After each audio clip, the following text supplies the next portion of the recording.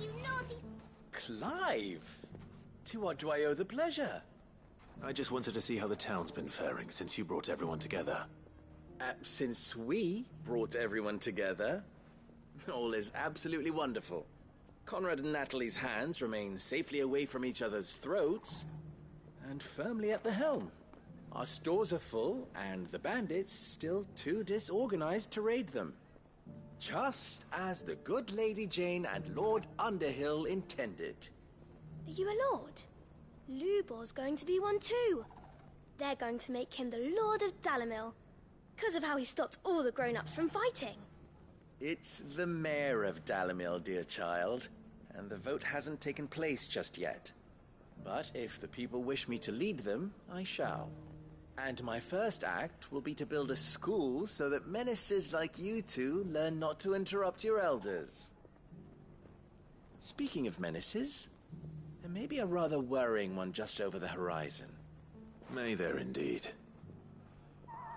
I'm afraid the example Conrad and Natalie set in putting aside their differences and presenting a united front might have caught the bandits' attention.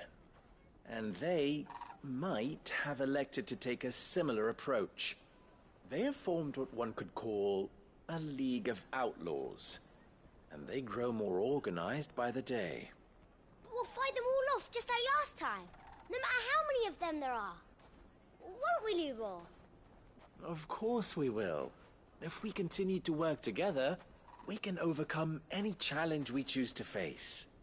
The longer we avoid facing this one, the more difficult it will be, until the only way to overcome it might be to run for the hills. Our best hope is to nip these efforts at organization in the bud, by finding those ne'er-do-wells who have yet to join the cause, and ensuring that they never do. Perhaps a certain Lord Underhill might be willing to lend us his aid once more? How could I refuse? Thank you, my lord. Victor will fill you in on the particulars. I have him stationed by the Desert Gate, receiving and collating reports from my scouts. Such an amenable soul. He reminds me of you. I'll go and speak with him.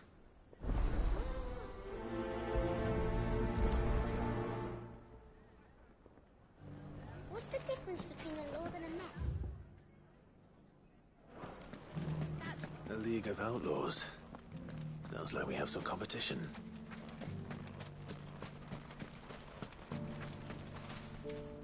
Still in Dalimil, Victor? Ah, Sid. I thought you'd have returned to Cosnis by now. I did. Then I came back. I've developed something of a fondness for the place. And having worked so hard to see it saved from one fate, it would seem remiss to abandon it to another. A sentiment Master Lubor certainly isn't shy about exploiting. Hence my doing his bidding yet again. You're not the only one. What does he want you to do? He asked for my aid in putting down the bandits. And he said that you might be able to help me find them. Then you've come at just the right time. I was on my way to speak with Conrad about how to organize our forces. There are more camps in the vicinity than we can safely strike at once. But we must strike together, and we must strike soon at as many camps as we can. We can't give this league of theirs time to rally its forces. All right. Which camp shall I take? There's one upriver. Just out there, across the dunes. Leave it with me.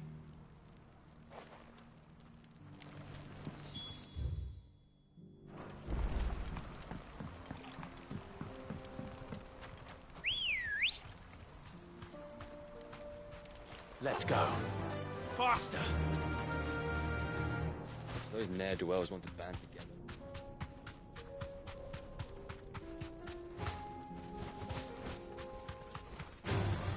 Time to fight.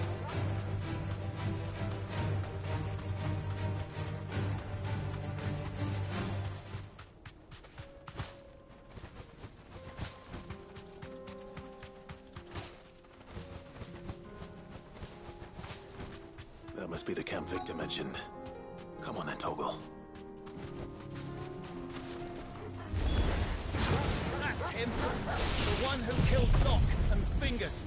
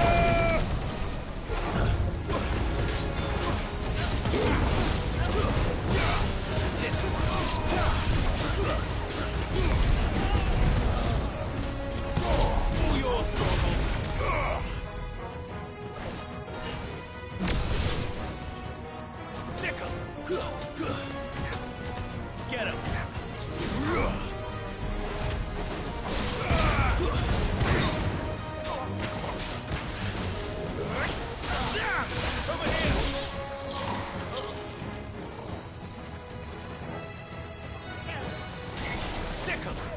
Slow talk. Get him.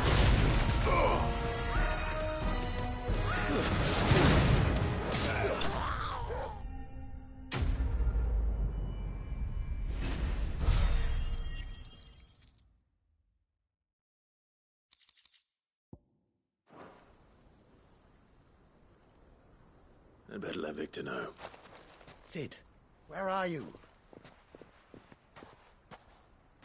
Ah, I see the bandits didn't pose you any trouble. No, but that's not why you're here, is it? No. Something's happened. We need you back in Dalimil. What is it? The whole town's in uproar. They're saying that Lubor is a bearer. What? Seems that one of our parties wasn't as thorough as they should have been. They let one of the bandits escape, and his escape route took him right through Dalimil. Some of the children spotted him, and he was about to silence them. And when Lubor felled him with a bolt of magic, and without a crystal. But that's not possible. It is, if he's a bearer and has been hiding it all these years, which is what people are saying. If he has, well, I wouldn't blame him. No man is branded by choice. Still, all those people see is a man who's lied to them all his life. One who was made a leader of himself when the world believed he should have been a slave. Fuck. I don't know where we go from here, but I know one thing.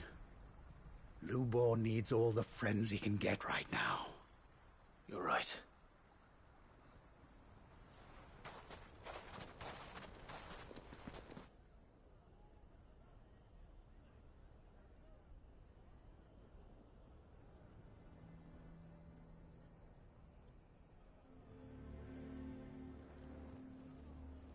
And now everyone knows. I made it a habit to keep a crystal close at hand for just such an occasion. And when that occasion arose, I forgot to reach for it. Well, it was bound to come out sooner or later. We're sorry, Lubor. We tried to keep running. But we just couldn't anymore. There's nothing to be sorry for. I rather enjoyed playing the hero for once. All that matters to me is that you two are safe. Look at him talking to his betters like it's nothing. All lies, I'll wager. Just like the ones he fed us all these years. Once people make up their minds, it's hard to change them. We need to do something, and quickly. Convince the people not to let their prejudices blind them. Convince them that nothing has changed. That their enemy lies outside these walls, not within them. You're right. We should speak to everyone. I'm glad you agree. I'll handle the townsfolk. I'm a Dalmec born and bred. They listen to me. You head to the tavern. Make Conrad and Natalie remember who Lubor really is. They know that Lubor and I are friends. I might not make for the most impartial of interlocutors. Lord Underhill of Randalar's League of Merchants, however, is a trusted and impartial mediator of note. I'll do what I can.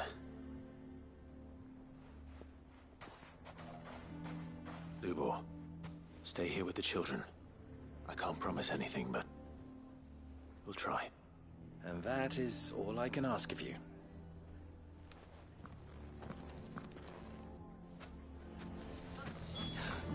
Why are you taking the bearer's side, Victor? Are you one too? Why do they always have to make such a fuss? He knew all along that he was... Forgive me for disturbing you, but could I have a moment of your time? I've seen your face before. As have I.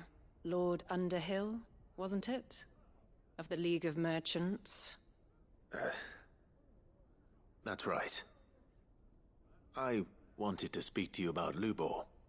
The rumors that he's a bearer. All true, I'm afraid. He'll never be mayor now. Not if I have anything to do with it. But what of his wares? Bearer or no, his steel is highly valued throughout the Republic. In this at least, he's done the town a service. Might that not earn him a little leniency? Leniency? He pretended to be one of us when he was laughing behind our backs all the while. I'm sorry, my lord, but he lied to us. He lied to you. He cannot be trusted. So what do you propose? Will you drive him from his home? Close his forge? Perhaps. That is a question for the people of Dalimil, and they will thank you not to get involved.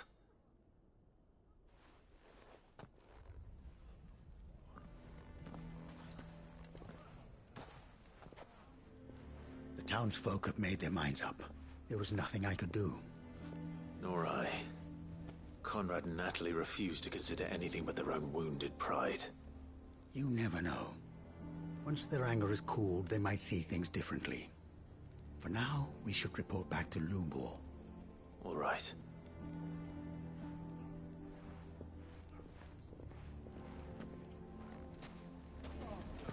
Why the hell would Victor take the bearer's side? I assume the situation is hopeless? There's still hope. But...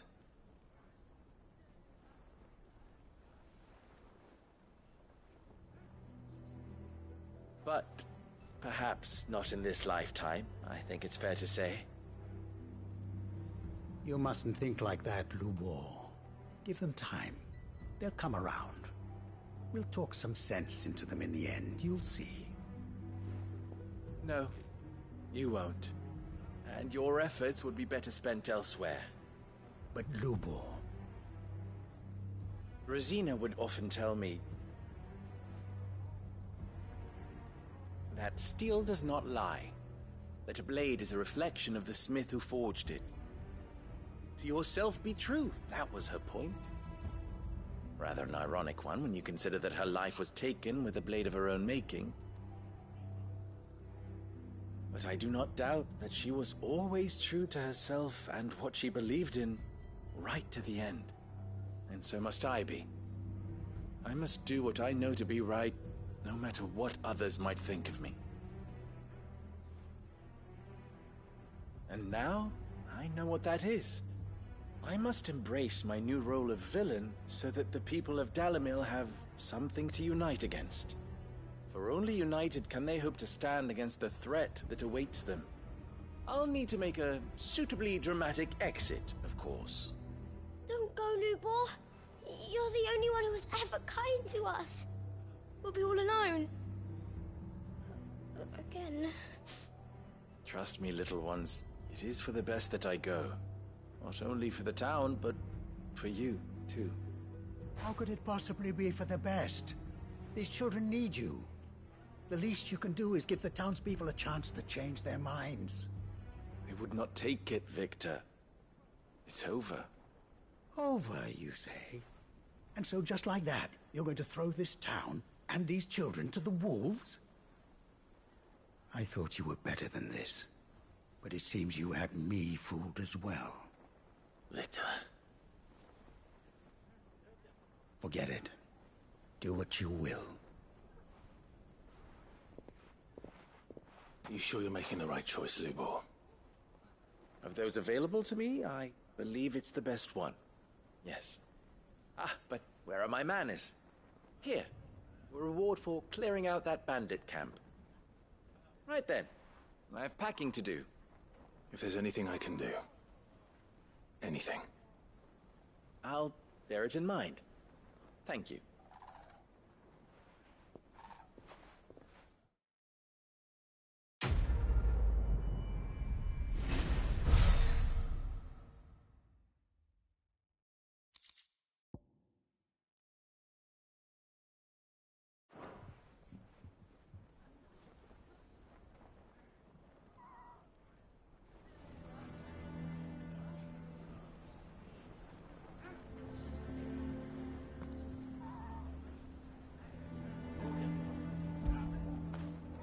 Get it, boy!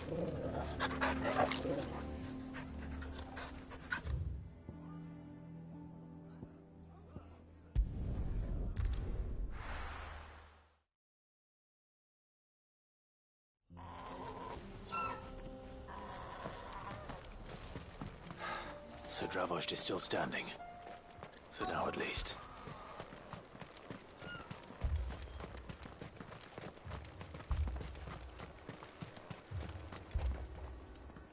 Clive! You're here! And the Akashic? Mostly off to the north still. But I spoke to Doris's scouts and it turns out things are worse than I thought. There's swarms of them out there. Told old Snotty to be ready to seal the north gate. That should buy us some time if we need it. Enough for the villagers to barricade themselves inside their homes at least. Well done. Welcome back, Cid. I'd never have guessed, you know. Not if August hadn't let slip. Who'd have thought that the savior of Dravost would turn out to be the realm's most infamous outlaw? Keen to help us out again? I am. Thought you could sneak off without me, did you? Blackthorn. Oh, what are you doing here? One of the scouts couldn't keep his voice down. Unlike my best mate who didn't think I deserved to know. Zoldan, how long's it been? Long enough for us two to turn into a pair of old codgers, I see. That your idea of an apology? Prick. Don't listen to him. You only did what you thought was best. For the village and that. I did, yeah. But that ain't the whole of it.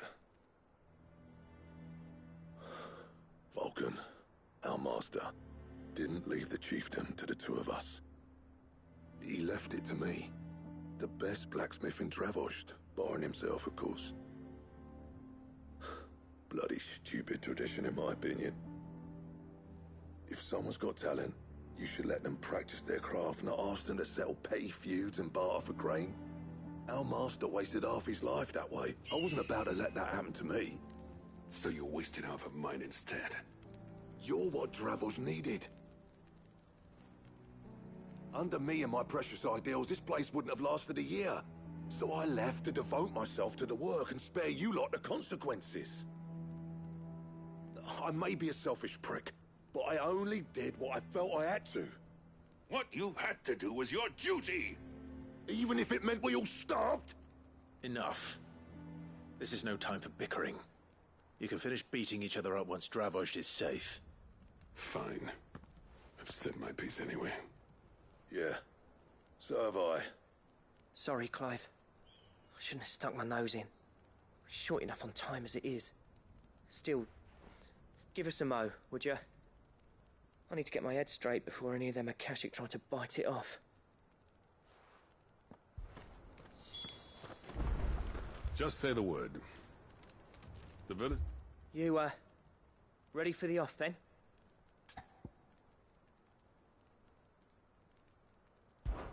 We can't afford to waste any more time.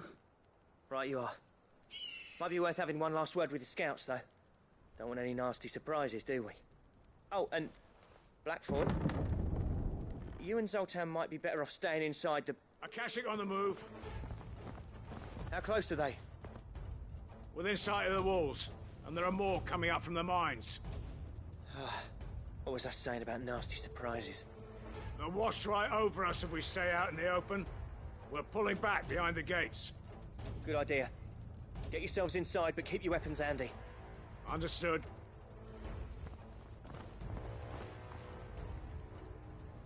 I'm prepared to fight if I have to. Well, let's hope you don't. That's our job. Once the scouts are inside, order your men to barricade the gates. No heroic last stands, you hear me? No fighting at all if you can help it. August's right. I've seen what Akashic beasts can do to armor. The people here are tough and willing, but they ain't equipped to face what's coming. I'm going out there. Start work on the gate as soon as I've left. I'll give you as much time as I can. And if they kill you? You evacuate. But it won't come to that. I promise. You'd better be right. Take good care of Dravost till I get back. Leave it to me. And give those things what for, yeah?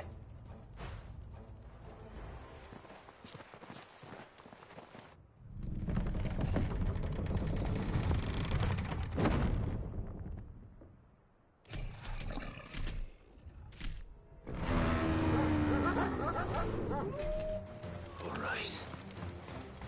Which one of you's first?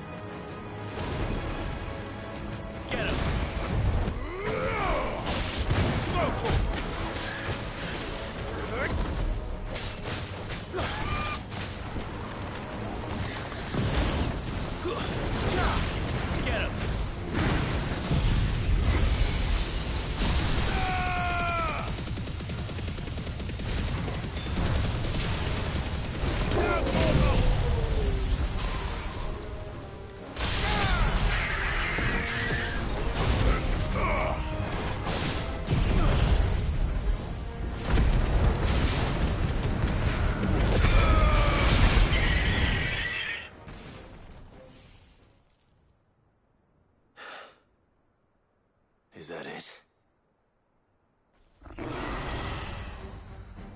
Apparently not.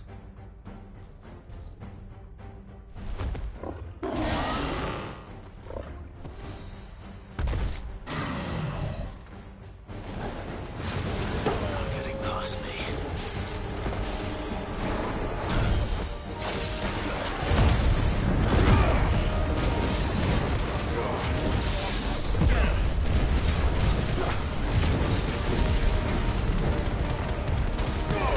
Now, Torgal!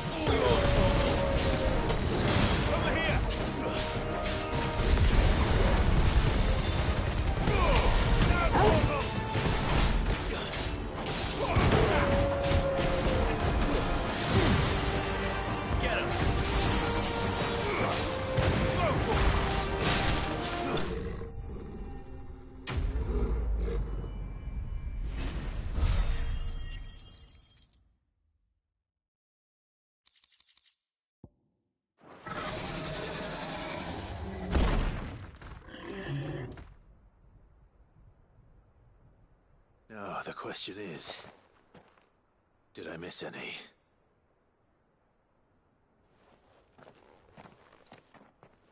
Man alive! You're still in one piece! I slew as many as I could. As many as I could, he says. The old bleeding lot, more like it. Well, almost. Only almost. Yeah, one or two did try to sneak over the wall. But we got the bastards, don't you worry. Good. Though you do know, more will come in time. In time, yeah. But we can think about them later. Let's get you back inside.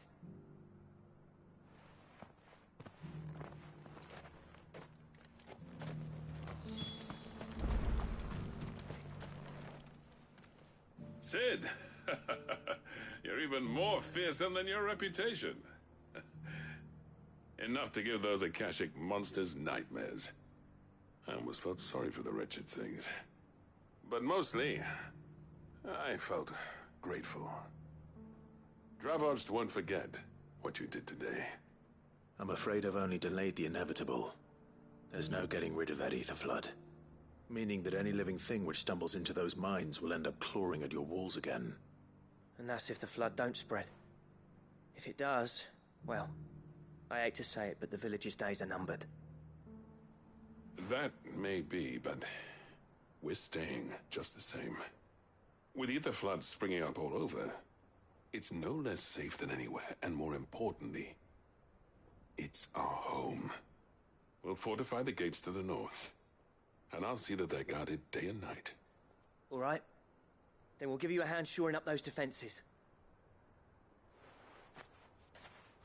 As for you, Blackthorn, that's twice you've turned up when Dravos needed you. So, thanks. I shouldn't have stayed away so long. And I shouldn't have left without talking it over with you first. Too bloody right you shouldn't. Though I doubt I'd have listened. I always envied you. How you made everything look so easy when, for me, it was anything but. You leaving gave me the perfect excuse to hate you. And from that day on, I never once stopped to wonder what it would have been like if you'd stayed. But what you said earlier, it was true. You'd have been the death of this place. Finally, something we can agree on. I hope you see the sense of it eventually. You kept this place alive. Alive, perhaps. Wealthy even, but Dravoged isn't what it once was. Our work used to be the pride of Dalmekia. Now, we churn out the same rubbish day after day because it's easy and turns a profit. It's not about the craft anymore. I wouldn't send my sons to war wearing the shit most of our smiths are making. I've kept working, honing my skills, trying to lead by example, but no one sees the point. The average castle apprentice has as much passion for the craft as our current lot. Come back to us, Blackthorn. Remind Dravoged what a true master blacksmith looks like. I'll even man those bellows of yours if it means we can work at the same forge again. That's a kind offer. Kinder than I deserve. And I wish I could accept, but I'm needed elsewhere. There's people who trust their lives to my steel, and I daren't let them down. Fair enough. But that doesn't mean I couldn't visit from time to time. Let's see if we can't rekindle this town's passion for the craft, shall we? I'd like that. Just be sure to tell Snotty to let me in the next time I come calling, yeah? Knowing him, he'd let you in anyway. Blackthorn. The Master Smith turned outlaw, back in my good graces. I never thought I'd see the day.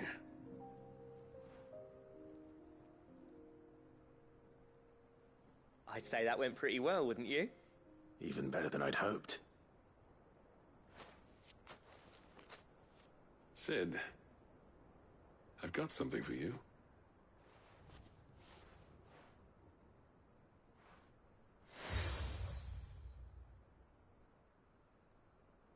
And this is? A token of our lasting gratitude. But I'm of a mind to make you a far grander gift. Designs for a certain sword have been passed down from chief to chief for generations. Now hold on, Zoltan. There's a reason no one's made that blade in centuries. There's not been a craftsman equal to the task. I'll admit your cinders make impressive steel, and I've learned to hone an edge Odin will be proud of. But the engravings on that thing are enough to make a jeweler cry. And they're not just for show, either. Have you forgotten what brought you back to Dravozd in the first place? A certain ring? I knew I'd never surpass you with the hammer and tongs. So I turned my hand to a different kind of metalwork. Between the two of us, I'd say we're the equal of any master craftsman ever to have graced a forge.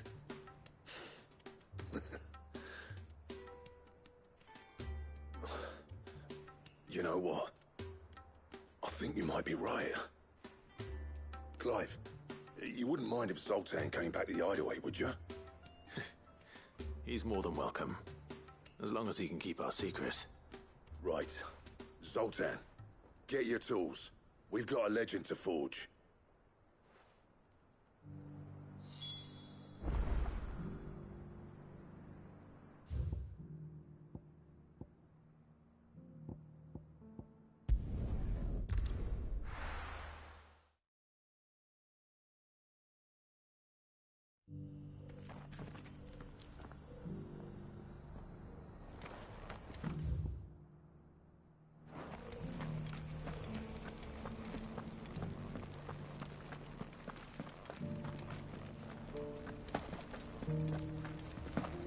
Here's the scraps you're after.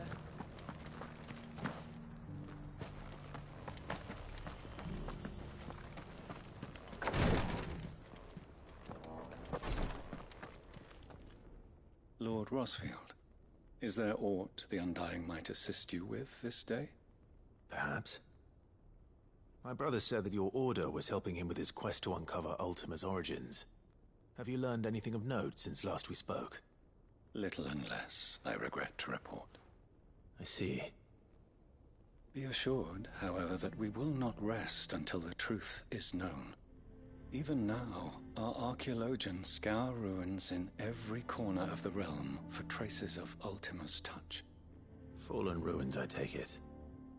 Dating back as far as Phoenix Gate. Indeed. Ultima's thralls are oft sighted among the remnants of the fallen civilization, as if protecting the secrets concealed within. Secrets we'd see unearthed. Should our methods be of interest, my lord, mayhap it would please you to observe some of our number at work. Would that be possible? Of course. A survey is being conducted not far from here. Perchance you are familiar with Kretov, a small hamlet built around a fallen airship. I was due to visit my colleagues there to collect their preliminary findings, but if you would consent to do so in my stead, I'm sure that they would be honored to relate any discoveries they have made to you directly. All right. I'll go and meet with them. They will be most gratified, I am sure. Might I suggest you take the road through Titan's Wake? It will lead you straight to the village after but a short walk. Thank you. I will. I wish you a safe journey, my lord. May the Firebird's flames burn ever in your heart.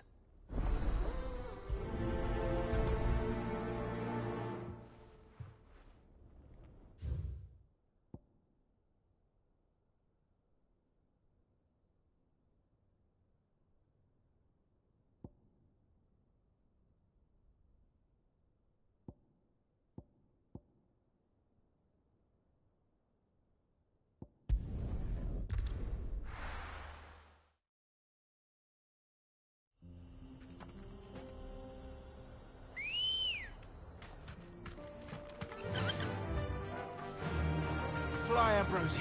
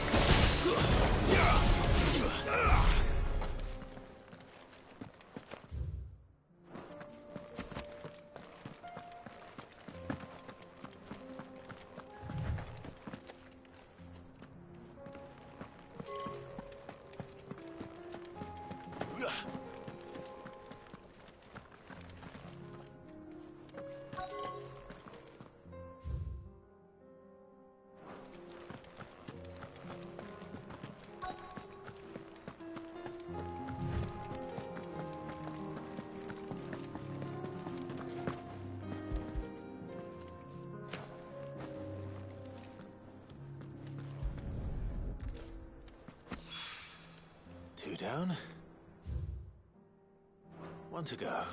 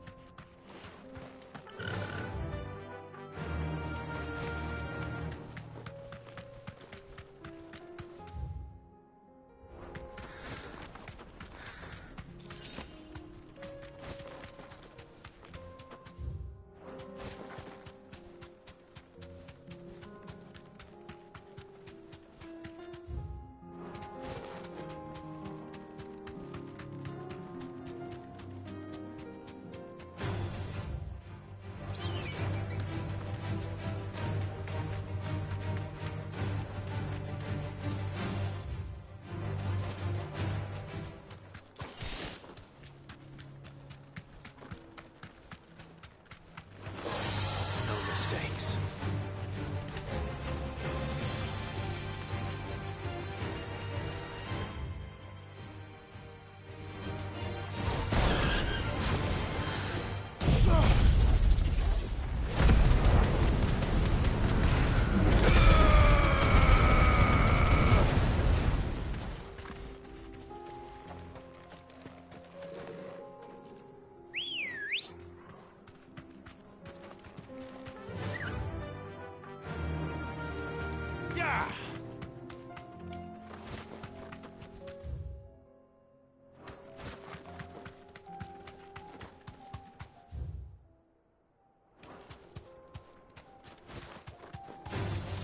This might take a while.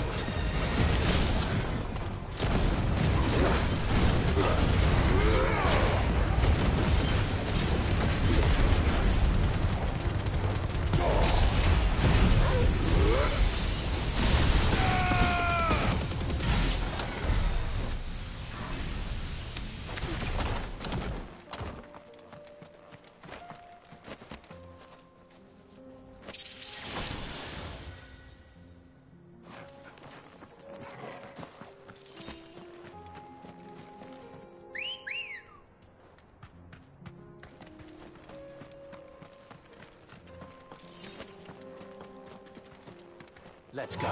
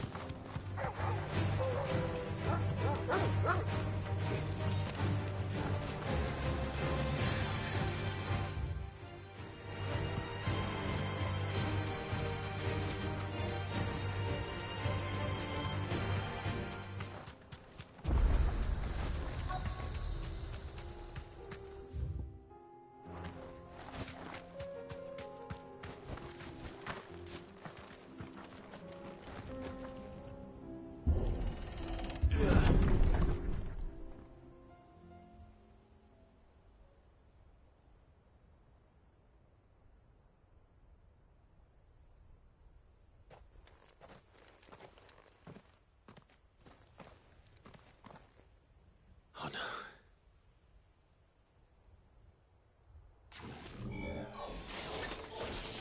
You'll pay for this.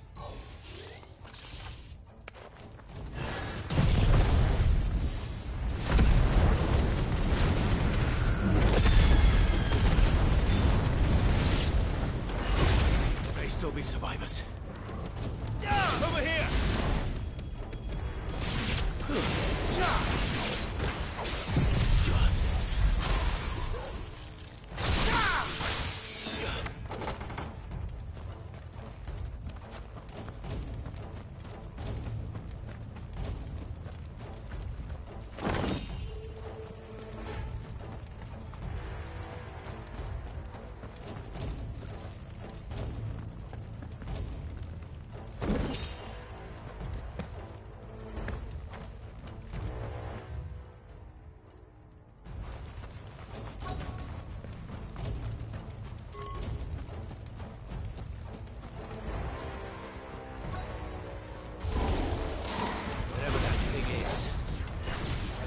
Their leader. Get him!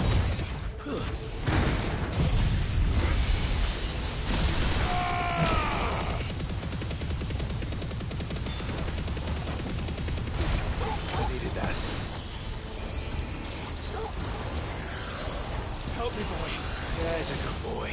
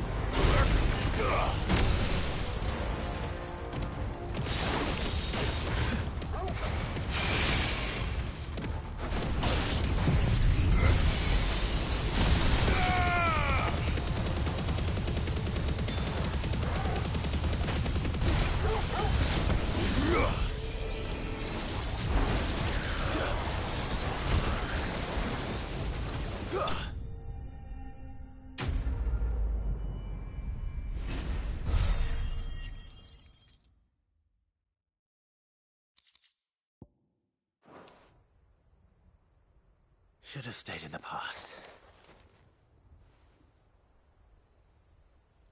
These must be Cyril's colleagues. You have our thanks, stranger. Who are you? Ah, forgive me, my lord. I did not recognize you. You are Lord Rosfield, are you not? We are archaeologians tasked with surveying this site. When the echoes appeared, our brothers here occupied their attentions. Thanks to them, and to you, we were, for a mercy, able to see our duty to its conclusion. You call that a mercy? Your brothers might still be alive if you put their safety before your duty. Surely this survey wasn't worth dying for. We are charged with uncovering Ultima's origins. A duty of the highest import, as I'm sure you will agree. And you think your dead brothers would agree with you too? I know they would. They gave their lives for the cause, an honor to which all Undying aspire. Now, to what do we owe the honor of your presence, Lord Marquis? Cyril told me of your work here, and I agreed to collect your findings in his stead. I see. That is most kind. Pray, take them then, with our humble thanks. May the Firebird's flame burn ever in your heart, as it does in ours.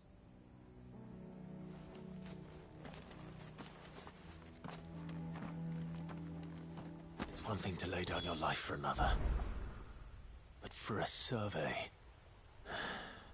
I suppose I'd better get this back to Cyril.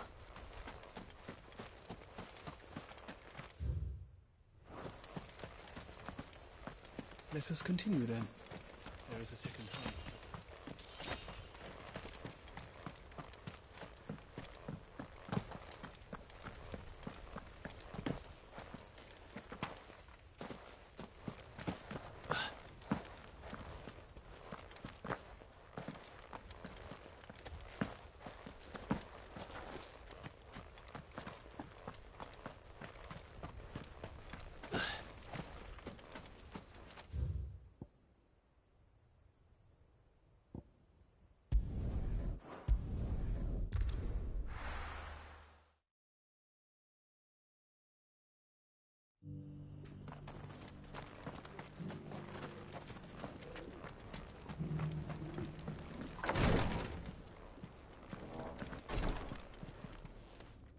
Ah, you are returned, my lord.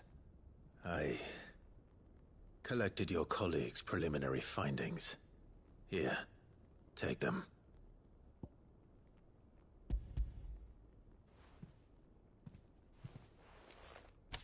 My thanks. I shall study them, and inform you forthwith if I discover aught that might aid you in your fight against Ultima. Cyril, your survey party suffered several losses in Kretov. Losses which could have been avoided, had the others not chosen to complete their work, instead of saving their friends. Were these your orders? No. This was their choice. Every Undying devotes his life to the service of the Phoenix. It is our sole duty, and should we die in discharging it, so be it. Even when death is avoidable. My lord, I fear that this is not a point over which it would be fruitful to argue. The Undying have served the Phoenix for countless generations, and your opinion of our methods, however earnest, is not like to change them. We live to serve the Phoenix. Our very order exists for that purpose, and that purpose alone. Cyril, I know that you and your brethren answer only to Joshua, but allow me to offer you a word of advice.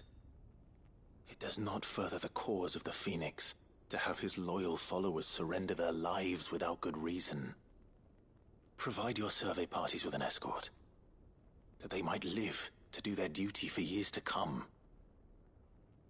Think not only of how you can serve the Phoenix, but how Joshua would want you to serve him.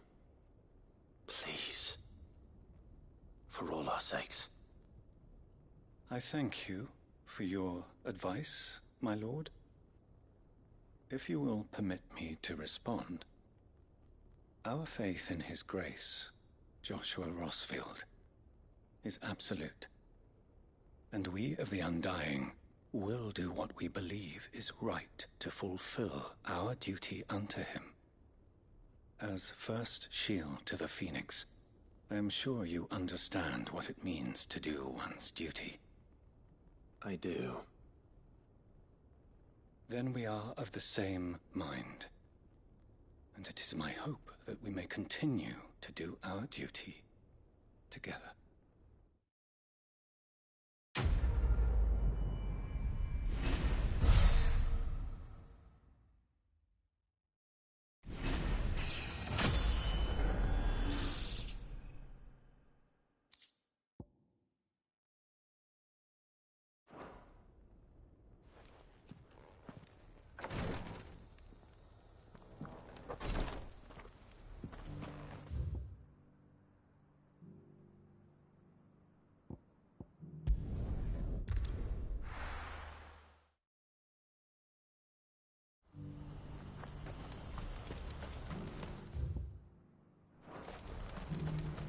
What's happened? Guards at the gate. Ah, Clive. You'll be pleased to know that the negotiations are progressing well. That is good news. Yes. Our comrade in Randala has just sent word that the contract should be signed very soon. But I still have much and more to prepare. It's a huge undertaking moving this many bearers at once. You couldn't do me a quick favor, could you? What is it this time? More wild beasts? Nothing like that. I just need you to go over to the caravans and ask El how long we have until the bearers arrive. Find out exactly how much faster I need to get all these supplies moved. All right. I'll go and ask. Thanks, Clive. I owe you one.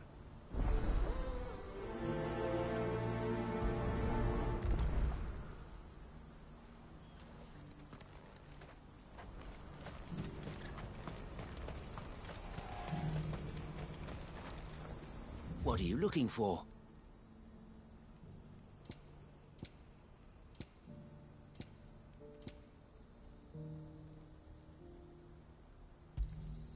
You've a discerning eye.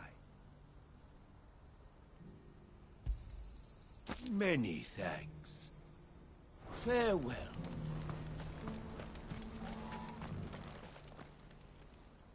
Don't blame yourself, El. This is their fault, not yours. I know, but... No buts about it, all right?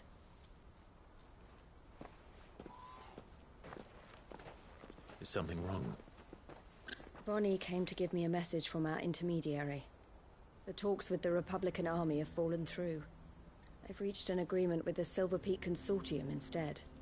Though prices have fallen of late, we deliberately offered above the going rate to try and deter other bidders. But the Consortium offered double what we did, and the army jumped at the chance. And you had no opportunity to make a counteroffer? None at all. And we were so close. El? What's happened? I saw Vonnie leaving. She didn't look happy. And with good reason.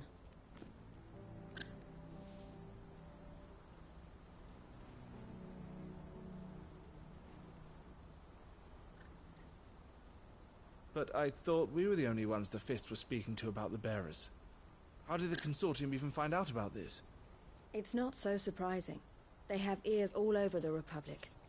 This isn't over. The Consortium will have to sell these bearers eventually, and at the price they paid, buyers will be few and far between.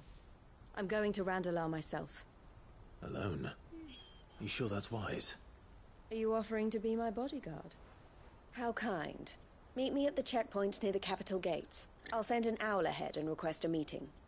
You go to Cashlock, Theo, and get everything ready. We've waited far too long as it is. Even if I fail to free these bearers, there will be others. Someone needs to prepare the place and keep any prowling beasts at bay.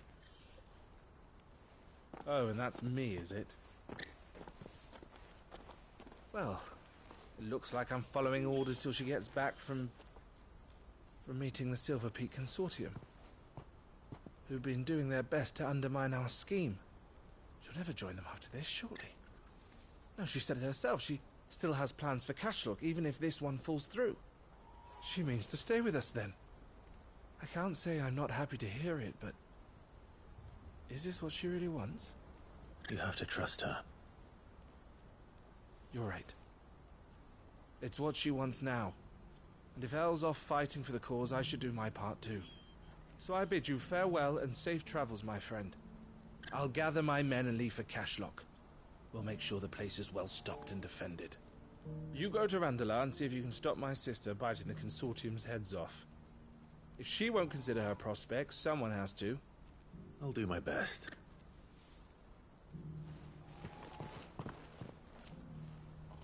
All right. To Randalar, then. And better not keep her. Oh, he's waiting.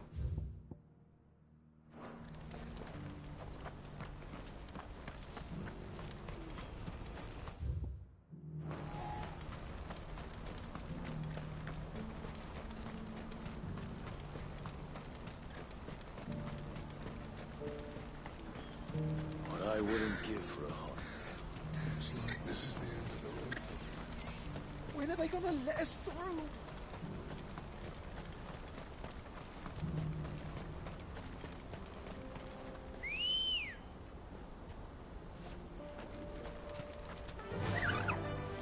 Run like the wind.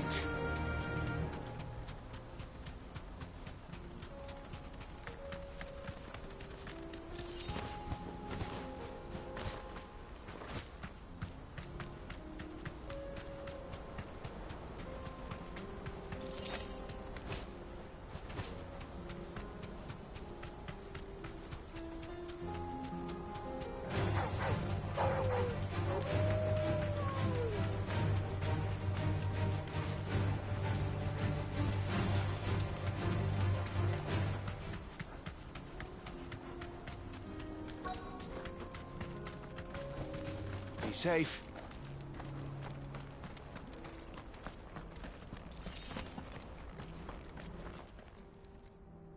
I hope I didn't keep you waiting. Did you arrange to speak with the Consortium? Here they are now. You wish to consult with me? I did. It's about the bearers you recently purchased from the Fist. We had all but finished making arrangements to buy them ourselves, and then you stepped into the fray. You misunderstand. The Consortium had an interest in purchasing them from the very first. It was only our regard for you that kept us from bidding. But your hesitancy in accepting our offer to you suggested that the regard was not mutual. And so we resumed our business. I did not hesitate. I am simply not inclined to make such decisions without first giving them due consideration. But what is done is done. Come then. How much do you want for them? Alas, you are too late yet again. We rarely take on such unconventional merchandise without a purchaser in mind. The bearers belong to him now. Who is your buyer? A trader from across the water. A most demanding fellow, if it's any consolation. He insisted the bearers be fed, dressed, even given their own bunks for the voyage over. That's what you get when you deal with continental types. I wouldn't know. Oh yes, the culture on the continent is quite different to ours. They pay good money for bearers not fit for the knacker's yard, and treat them like kings. But as long as they pay... That does sound unusual. No matter then. If they've already left our shores, there's little that can be done. Allow me to withdraw my interest. And with it, my interest in joining your organization. My associates will be sorry to hear that.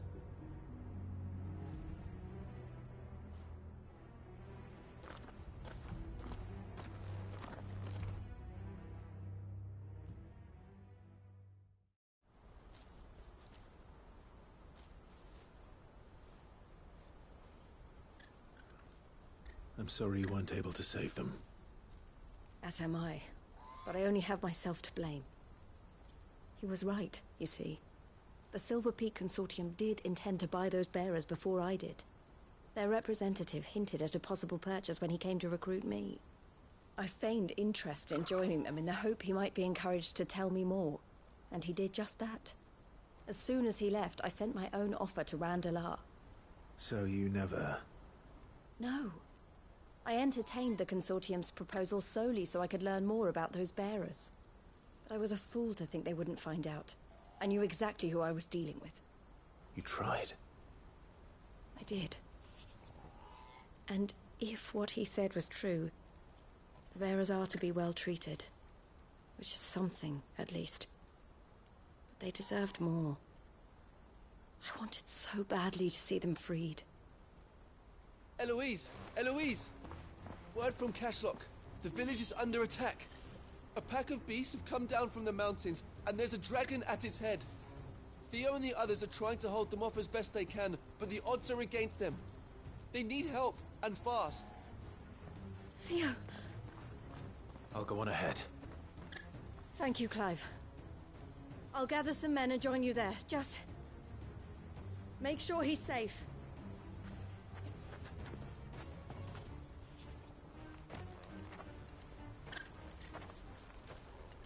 Hold on, Theo.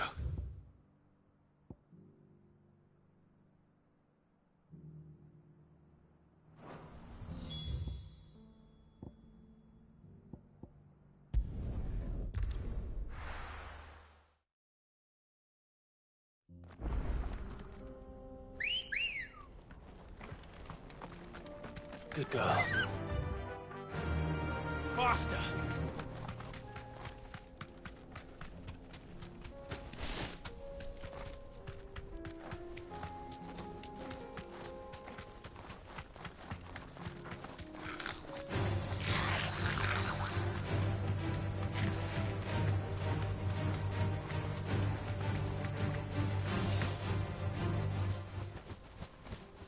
I can walk from here.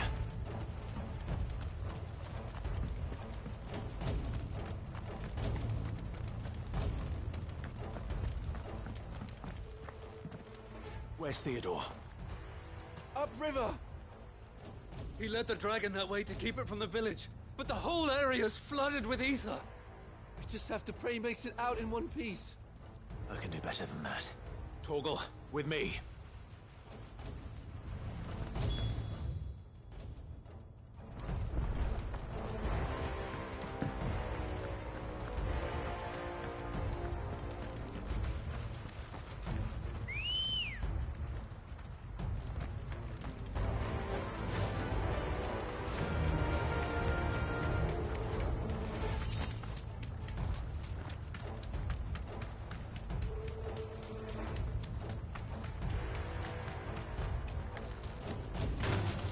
Time to fight. Where are you, Theo?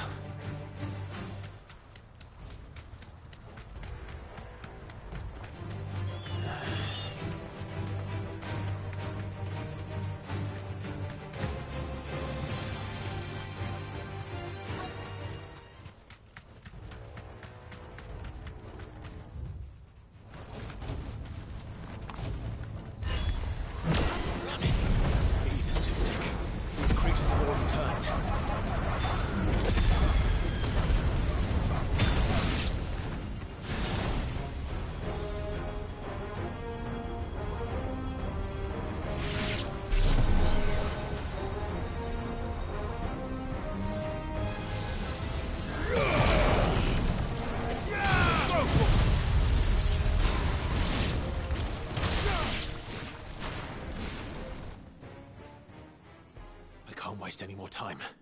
I need to find Theodore before that dragon does.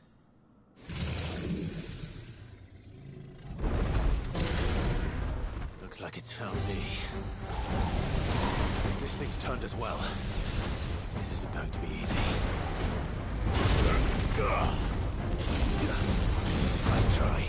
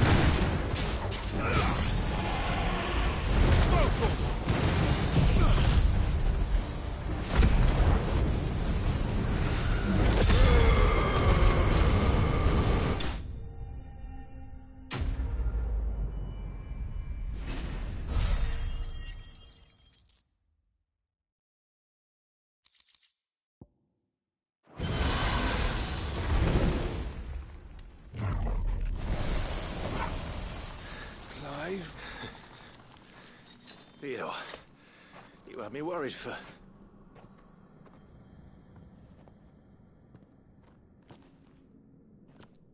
We have to get you out of here.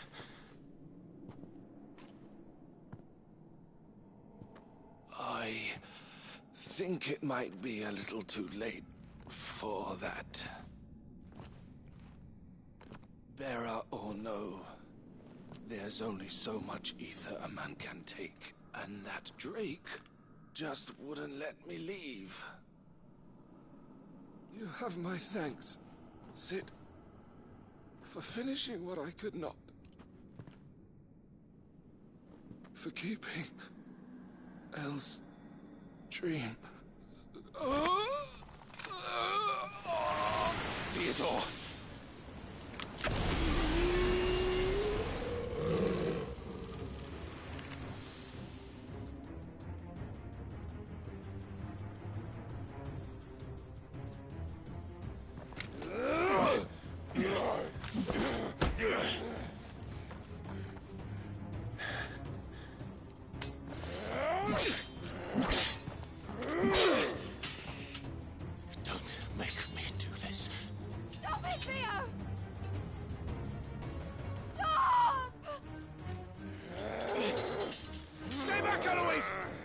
And so will you!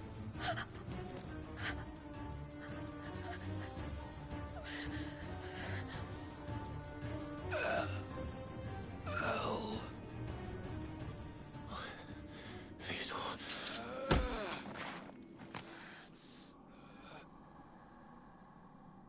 Take care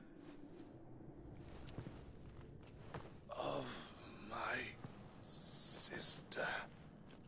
Theodore, wait. Goodbye, Elle.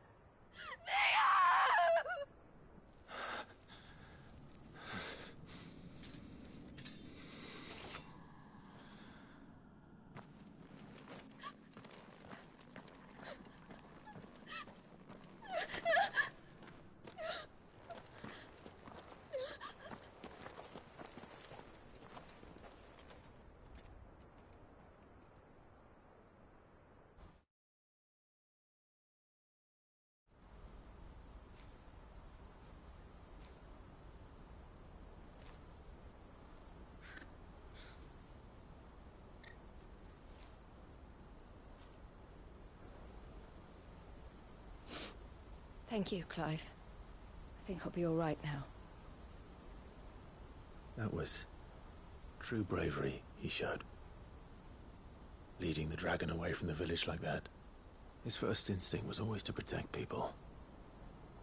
To put others' well-being before his own. And now he's gone. Because I sent him to that place, against his will.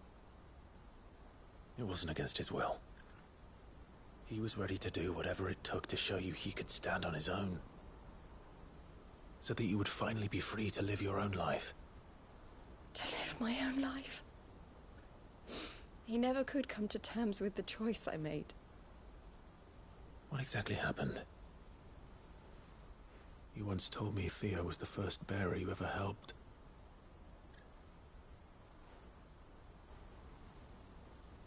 We grew up in Canva. We were born to one of the great trading houses.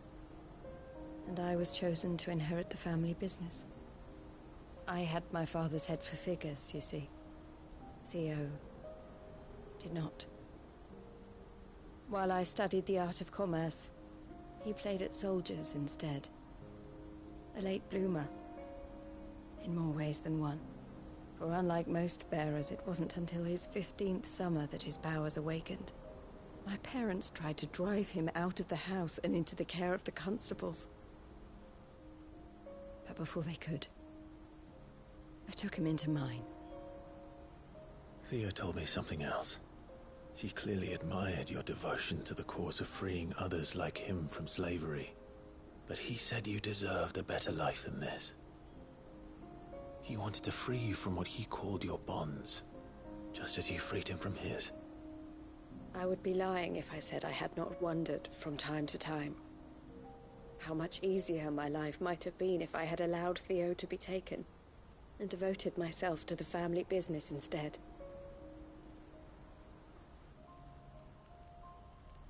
But I have never regretted the decision I made. Being with my brother meant more to me than tradition or reputation. I only had to look at him to remind myself of that night and the choice I made, and the fact that I would make the same choice again in a heartbeat.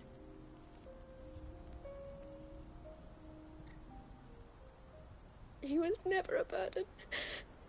How could he even think that? If anything, I was the one who weighed him down. You weren't, Eloise. He said it himself, that he had always been grateful to you for saving him, and that he wanted to repay you by letting you live the life you were denied. Neither you nor Theo weighed each other down. You loved one another. You did whatever was necessary to continue living your lives together, and you always would have. You're right. All I ever wanted, all I ever did, it was so we could be together. Oh, Theo, why did you have to...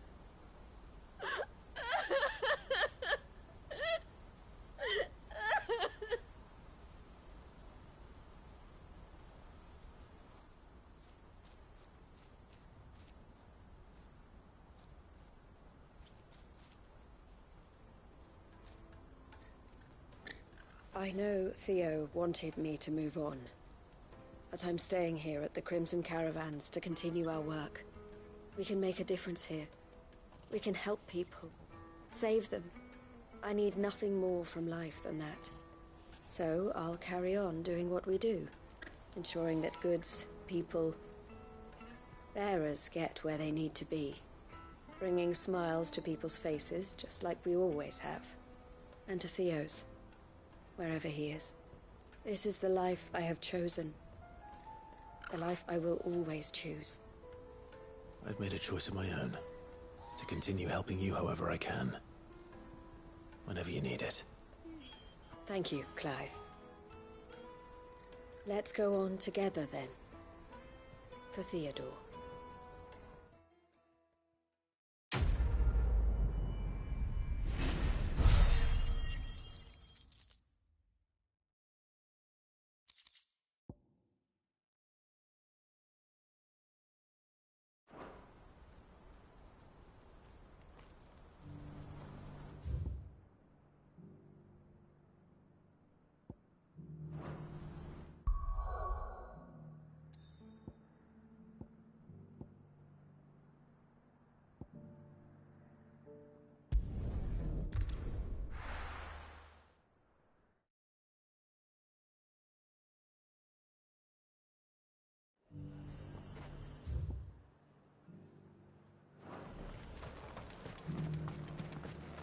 I got peppers to numb your tongue.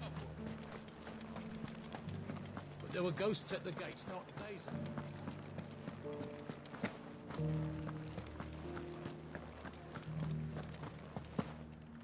Those things I said before.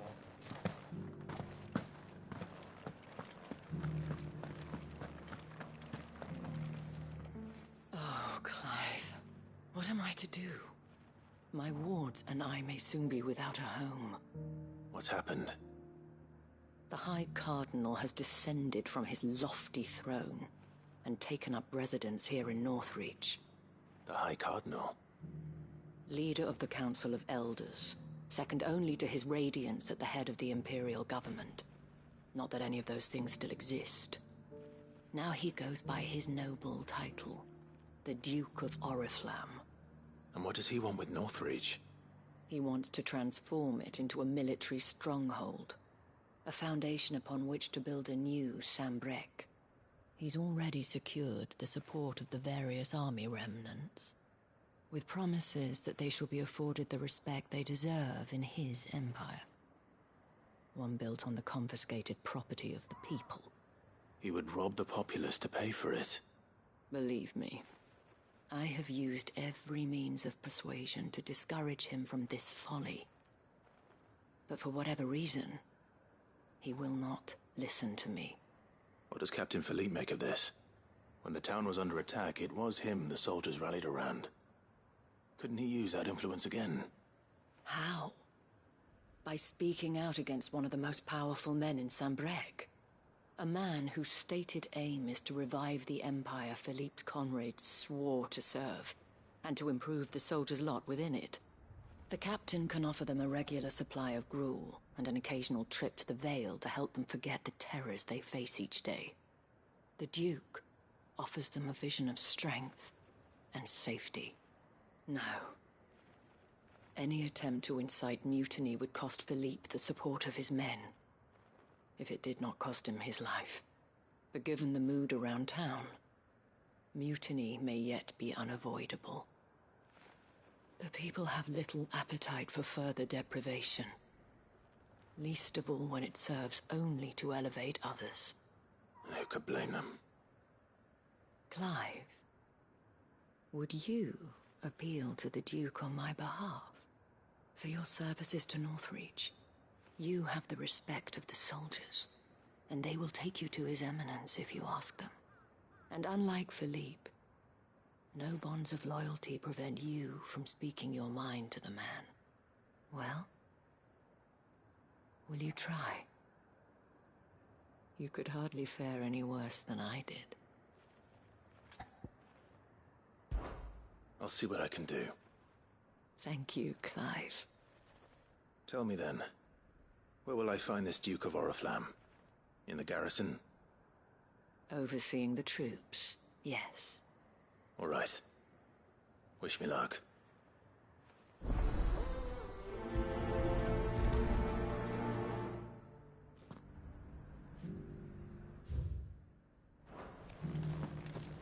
I may have met this Duke before, at the Remembrance Ceremony. Let's hope I didn't make a strong impression.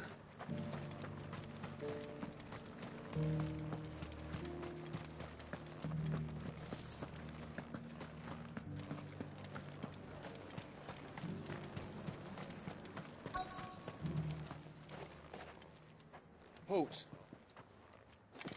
Oh, sorry about that.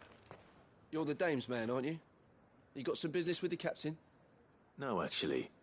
With the Duke. I was hoping I might be able to speak with him. We're under orders not to let any civilians pass. But you should be all right. His Eminence has heard all about you and your heroics. Wait here. I'll go and ask.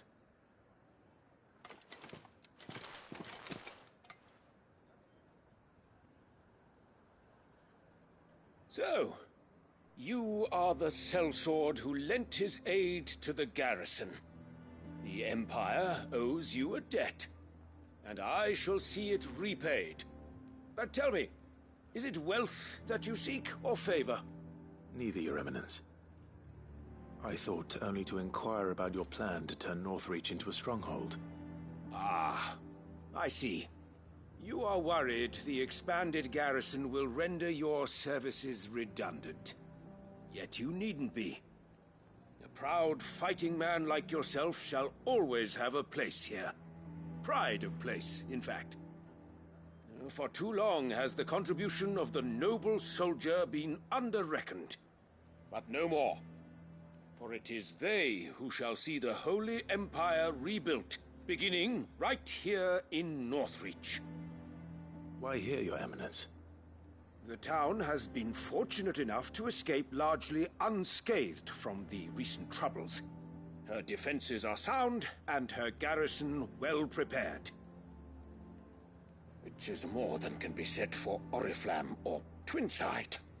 The Empire wants for a capital, and I believe Northreach to be the perfect place.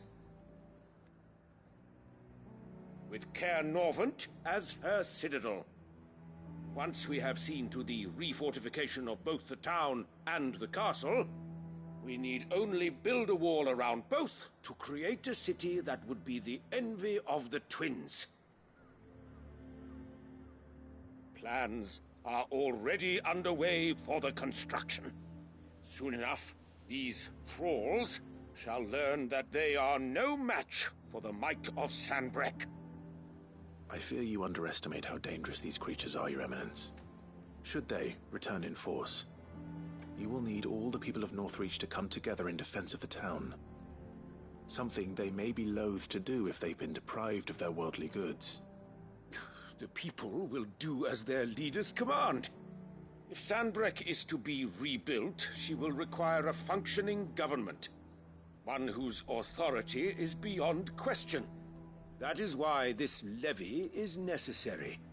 So that any man who wishes to join the army might do so and be fed, outfitted, and paid as befits a defender of the Empire. And yet there are those who persist in peddling the treasonous lie that I seek to steal from the people and drive them from their homes. I suspect they're afraid of losing what little they have left. Precisely. The common folk have little and less, and you mean to deprive them of even that. You would sow the seeds of your new empire in your own salted earth. Sabine, we have discussed this. Yes, and I told you then how putting the empire before her citizens would lead only to revolt. Without an empire, there are no citizens. And in yours, there will be only beggars. Is that what Griga wills for her people? Do not take her name in vain, Sabine. I'll come back later. A citizens' revolt. I wonder what the people really think of the Duke's plan. It wouldn't hurt to ask them, I suppose. Let's begin with those on the other side of the wall.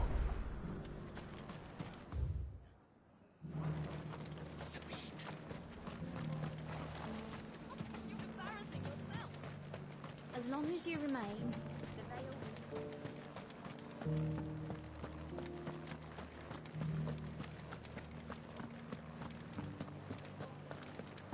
You needn't fret. The creatures have been...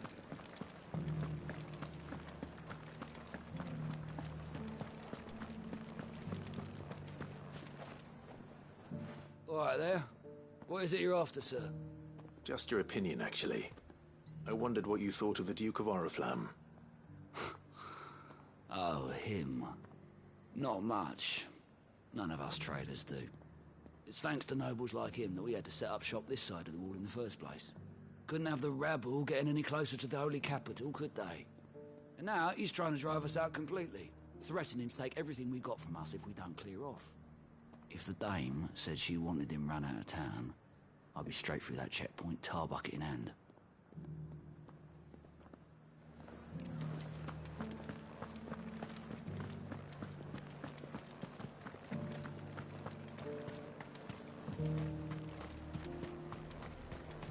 Why, you're stalling. I've been hearing a lot of talk about a certain Duke. Nothing good, I'll wager. Going around acting like he owns the place. And with hardly a word to the dame. This is her town, not his. I take it you'd rather she was in charge. As far as I'm concerned, she still is. Just need his eminence to sod off back to Oriflamme.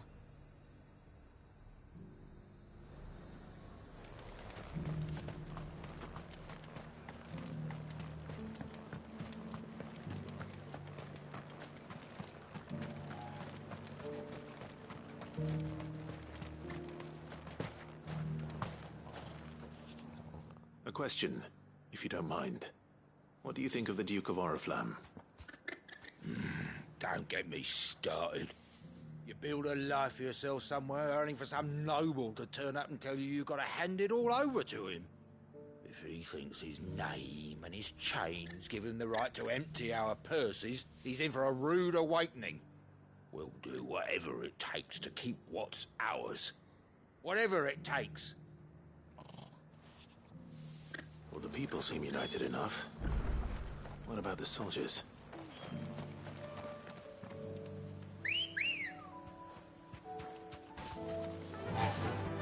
faster!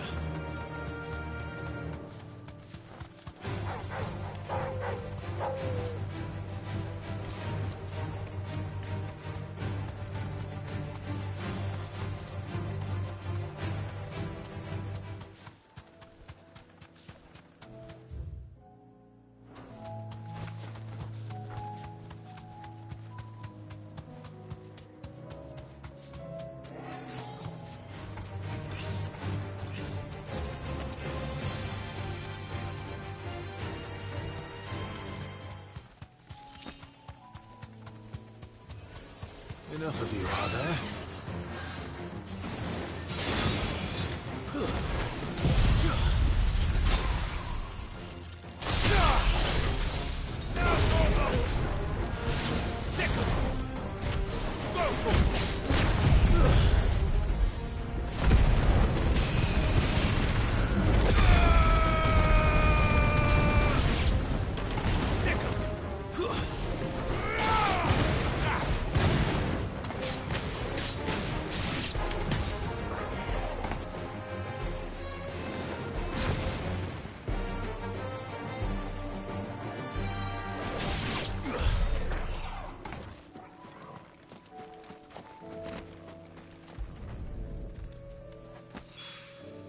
That's all of them.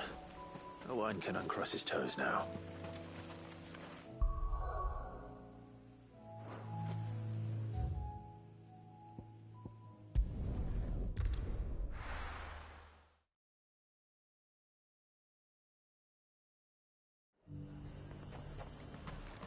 Nothing like a little unrest.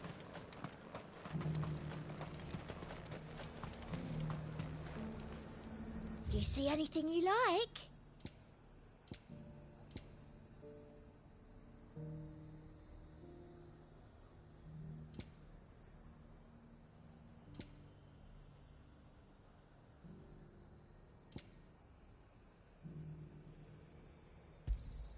An excellent choice.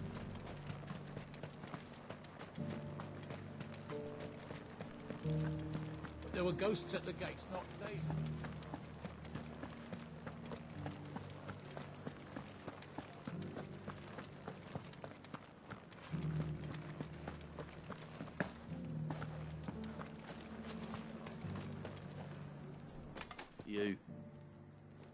You're the one who was talking to His Eminence. On the Dame's behalf, yes. I was trying to persuade him not to take the people's goodwill for granted, but it seems my words fell on deaf ears. What do you think of his plans? I'm a soldier, mate.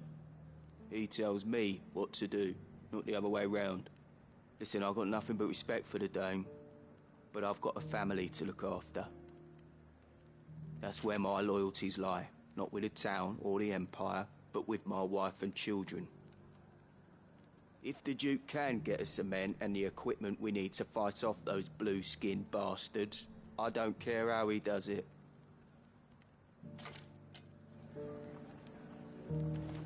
I left everything. As long as you remain, the veil will see to your needs. Sabine, you are embarrassing me. I hear the Duke of Oriflamme plans to turn this town into some sort of fortress. Do you think that's a good idea? It's not for me to say. All I know is that unless the Emperor orders me otherwise, His Eminence's word is law. Look, no one likes all these taxes and tariffs, but empires don't come for free. Once Sanbreque is back on her feet, we'll all reap the benefits.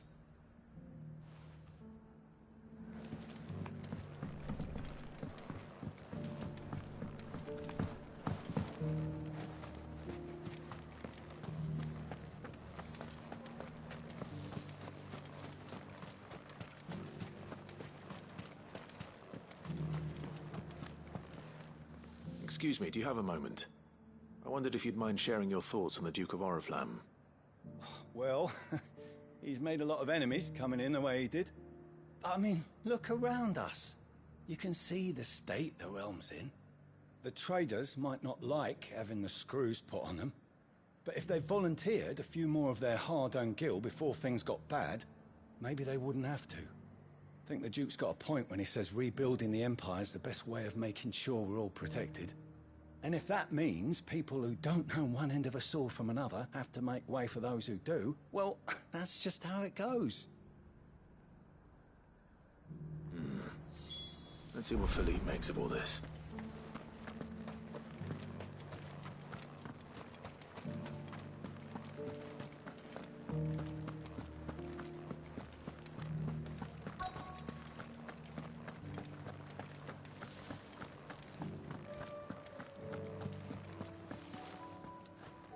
Captain, do you have a moment? For you? Certainly. Clive, wasn't it? Thank you for last time. How can I help you?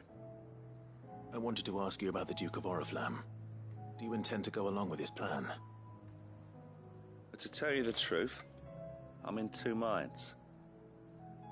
It's my sworn duty as a captain of the Imperial Army to obey his orders. But I can't say I agree with him. Philippe, I remember you saying that you became a soldier to protect the people you loved. The Dame included. That's right, I did. Well, she doesn't agree with the Duke's orders either. She thinks they could tear Northreach apart.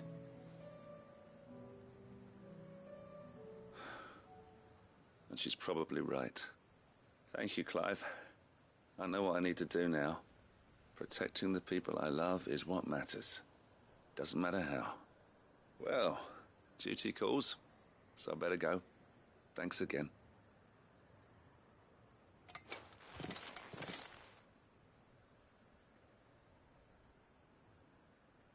It seems Philippe wants to do the right thing at least. I expect Isabel will be pleased to hear that, if nothing else.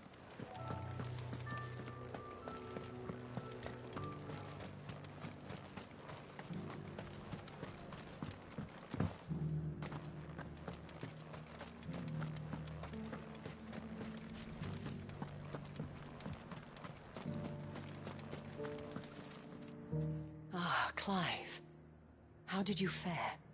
Were you able to speak with the Duke? I was, but...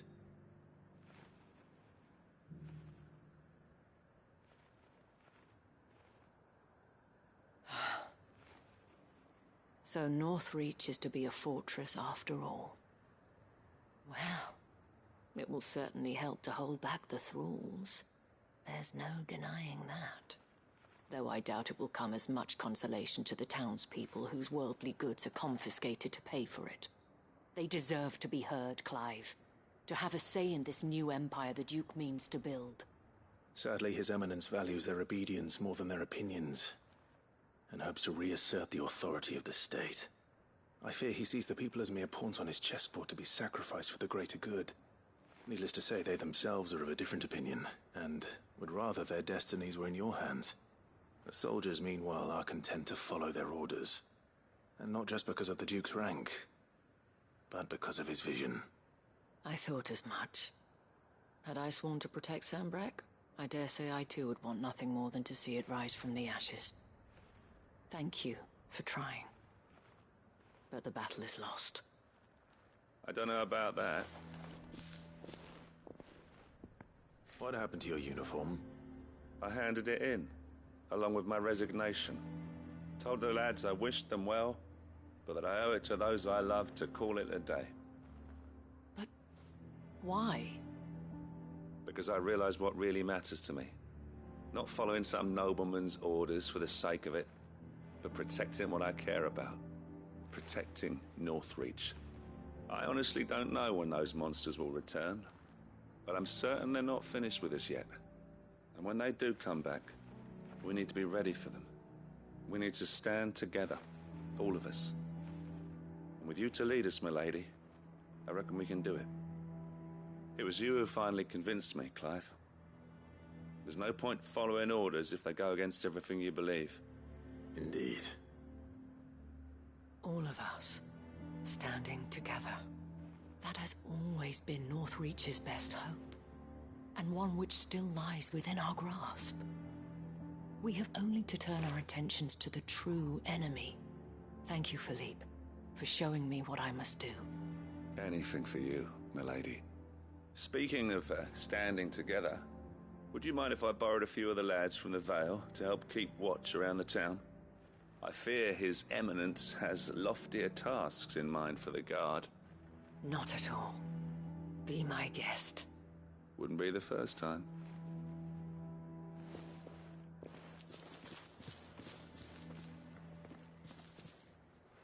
There may be hope for Northreach yet.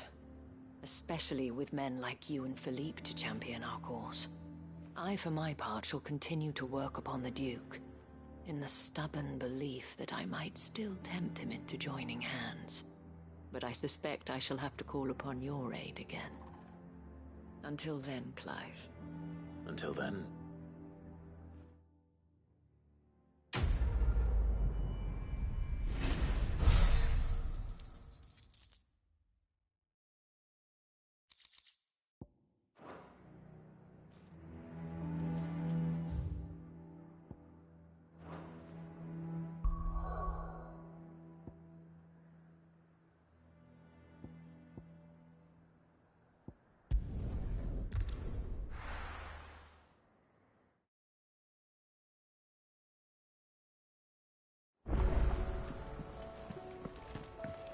Come back.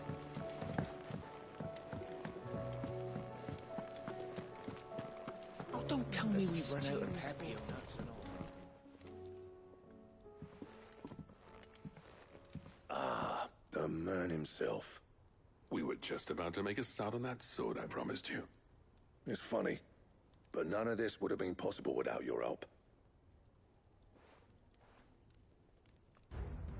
You remember Camille? We'll be using his leatherwork for the grip. The steel, meanwhile, will be tempered in a fire, burning the cinders you charmed out of old Zoltan here. And that whetstone from the Outer Isles, that'll be what gives the blade its edge. And the final flourish will be my talented colleagues' engraving. A team effort led by the greatest blacksmith alive. Now, save that talk till the thing's finished, yeah? Right. I'm ready if you are. To the bellows it is, then.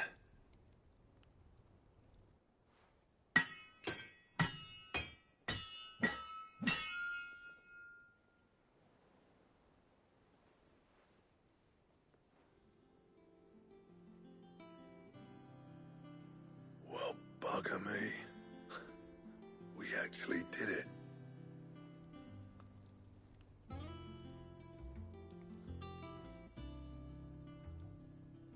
The sword to end all swords. Ragnarok. It's quite something. I, trust you'll take good care of it. Thank you. Both of you. So, does this make you pair the greatest craftsmen alive, then? This? Nah. This was just following the footsteps of the greats of old. It'll take more than that to earn us our place in history. But we're up for the challenge. Here. A list of materials. Zoltan and I got talking on the long road back from Dravost. We reckon with those items there, we could craft something even better than the Ragnarok. Something worthy of a legendary outlaw like yourself. That's a weapon I'd like to see. You leave this list with me. I was hoping you'd say that. One legend at a time, eh, lads? Before you start on the next, who fancies raising a cup to friendship reforged? Good idea. No more drinking to forget my past. It's about time I had something to celebrate. Then tap the kegs! Vulcan's boys are on their way!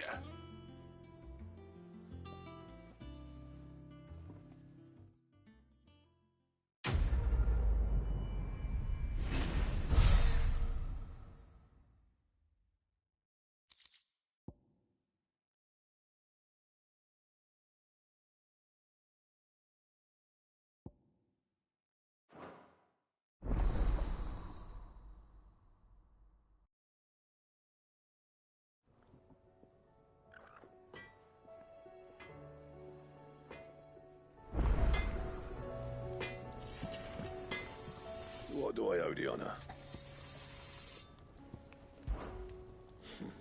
I never thought me and Zoltan would ever speak again, let alone work together. And if it hadn't been for you, we wouldn't. You've been a good friend to me, Clive. The best.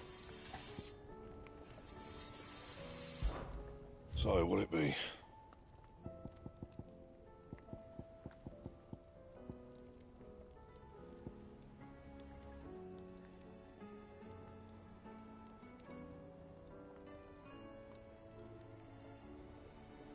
And?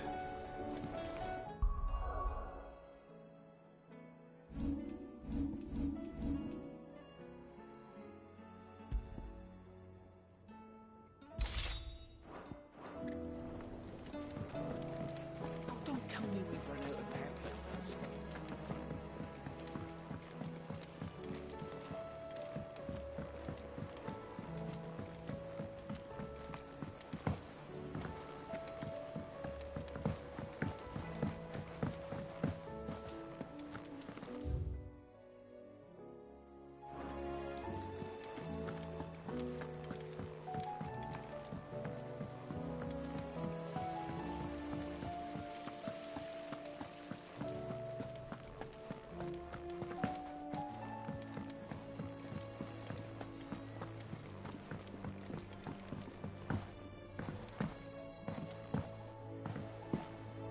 How was she? With Canva in the hands of Akashic. Ah, Sid. Wasn't expecting you back so soon. So, is it good news or bad?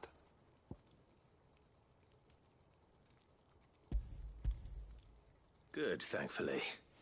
Here. Ah, that's brilliant! Thanks a blimmin' million! I'll fit 'em to the smelter right away!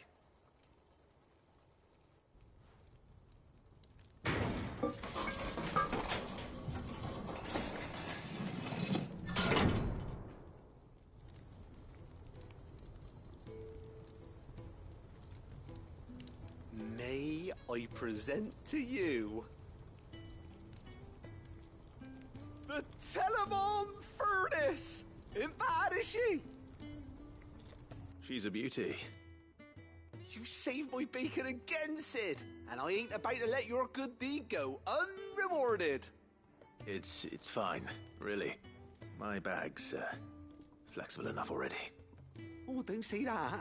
I'm sure I can make a few improvements to it yet. You could just buy me a bigger... How about that clasp? Looks a bit stiff. Reckon you could loosen it up and make some more room? And I reckon I know how. With a new alloy we've been working on. The Telemon Furnace was just what we needed to perfect it. It's a metal, see? So it's lovely and strong, but it's also, well, stretchy, if you can believe it. Stretchy metal. Well, if you insist. That is the spirit. You'll love it, I promise.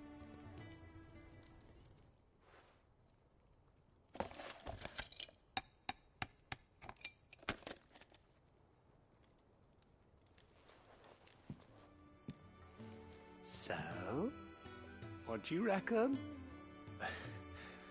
It's actually quite ingenious. Thank you, Owain.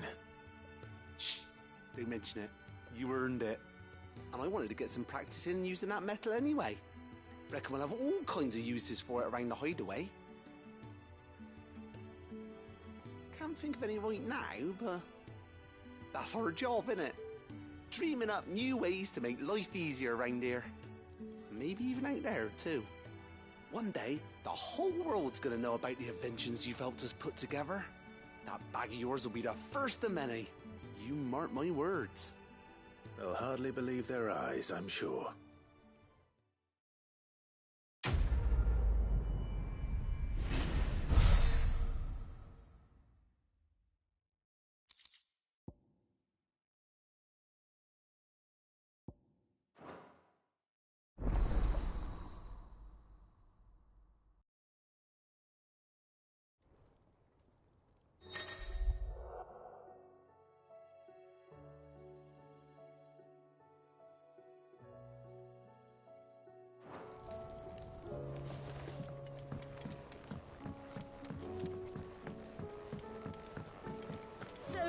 She don't need to see.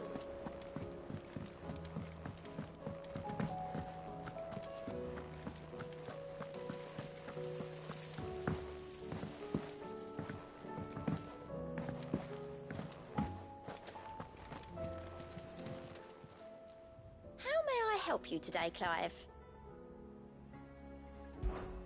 Is everything we've received and everything promised?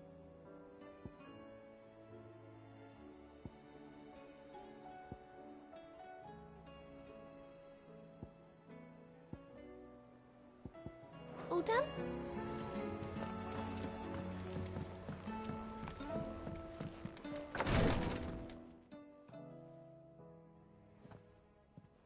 How are you feeling, Joshua? Better than I was. But not nearly as well as you should be. Your cuts and burns may have healed, but your body still bears the burden of every spell cast. And what would you have had me do? It was no ordinary foe we faced. It was the Warden of Darkness. Yet still, it was not enough. The king could have ended me at any moment, but instead chose to toy with me like a curl does a mouse. You underestimate yourself. Oh, it was crystal clear. Only one man established his dominance that day, and that man was Barnabas. I'm sorry, brother. That was ill-spoken. It's just, I have never felt so powerless. And when so many are looking to us for strength, perhaps the prince feels the same.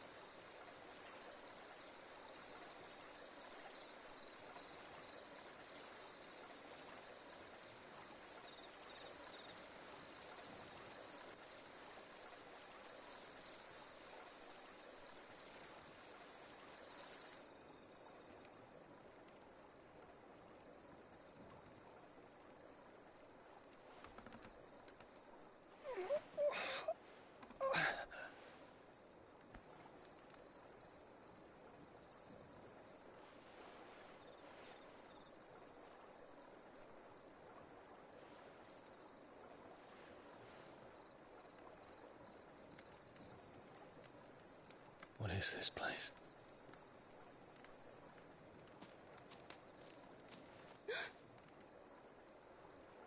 Don't move.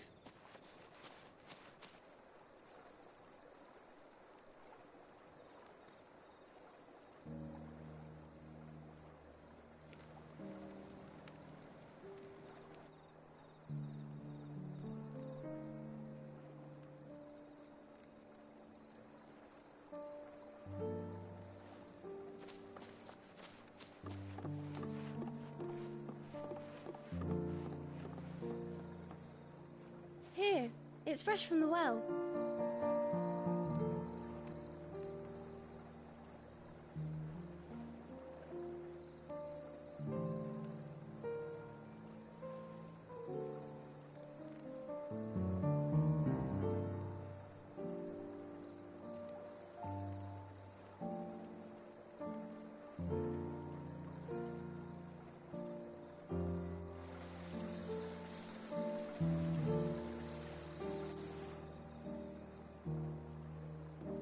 Grandmother told me spirits sometimes get lost, and that the lanterns guide them to their proper place.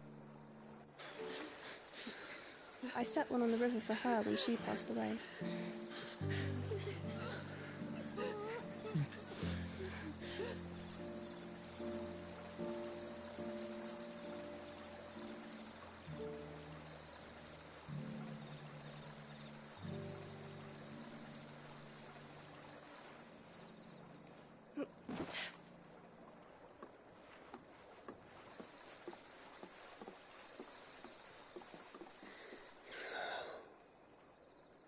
The fiend works from the shadows. Was it you who guided my hand then, Ultima? No, not you. This is my doing. my fault, my sin to bear. And for it, I must atone. Your hurts are healing nicely. It was my poultices that saw you well. You make them? And sell them, or try to. Earns me enough for bread, most days. Forgive me. I have nothing to... I know, but I couldn't just leave you lying there.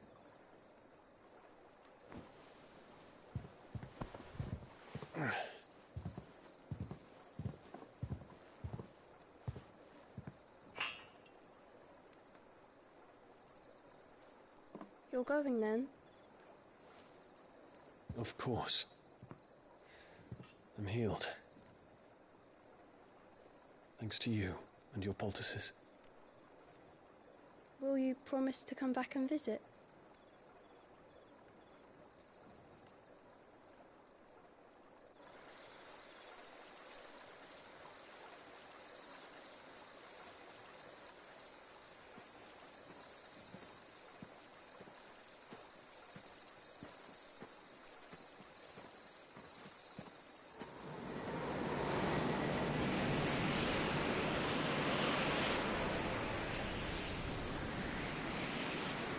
Well, Phoenix, it would seem that I owe you my wings.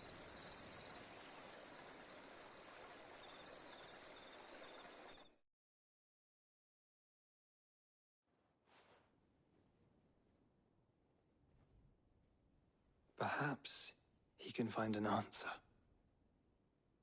You will be returning to Waloed soon, I gather. I see no reason to wait. Then neither do I. I can think of a few, but I doubt they'll stop you. You will take your medicine. Of course, Lady Daya. Set on leaving already, are you? How long will it take us to get back to Ash? Dunno, about the same amount of time it took us to get here. Maybe less, if your uncle can find someone trustworthy to patch up the Enterprise. All depends on where we're putting into port, mind. Yes. It's not as if we can put ashore wherever we choose. We have to assume that the whole of Ash is hostile, and that we'll be attacked on sight. Then we must find a place they won't think to look. And I have an idea who might know of one. The Professor! I'll go and tell you come in. While you're plotting our course, I'll be in the shelves with your lawsman. I wish to pick his brains about Ultima. Then I'll talk to Karen about supplies for the journey. They may not be easy to come by in Ash.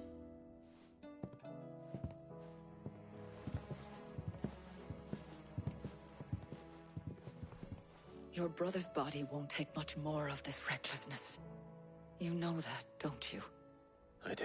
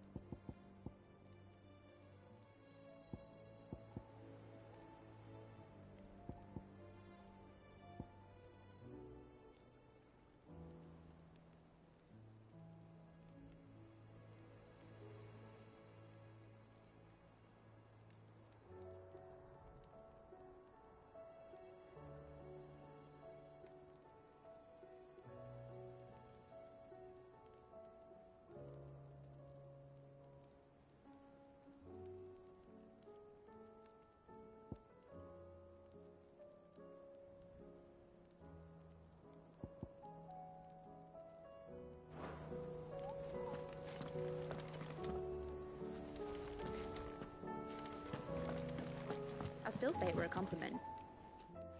Ah, Clive. I was wondering when you'd arrive. Please tell me you've come to take our young prodigy here off my hands. I'm not here for Mid. I need information on Ash. Then why not ask Molly if you can look in one of her ovens? Go on. As soon as the Enterprise is ready, we'll be setting out for Drake's Spine. And we're going to need a safe place to land. Preferably one that won't see my ship blown to shit and splinters. If it were that easy, do you think Waloed would have resisted invasion for so long? Very little is known of Ash, and the information we do have is spotty and outdated. We have the good King Barnabas to thank for that. Waloed's borders have been closed to outsiders since the day he seized the throne. If there is anywhere safe to land, you won't find it on my map. Then tell us what we will find. I'm sure you know better than we do. But no splinters! All right. If it will get you out of my hair. But interrupt me, and it's over. Understood?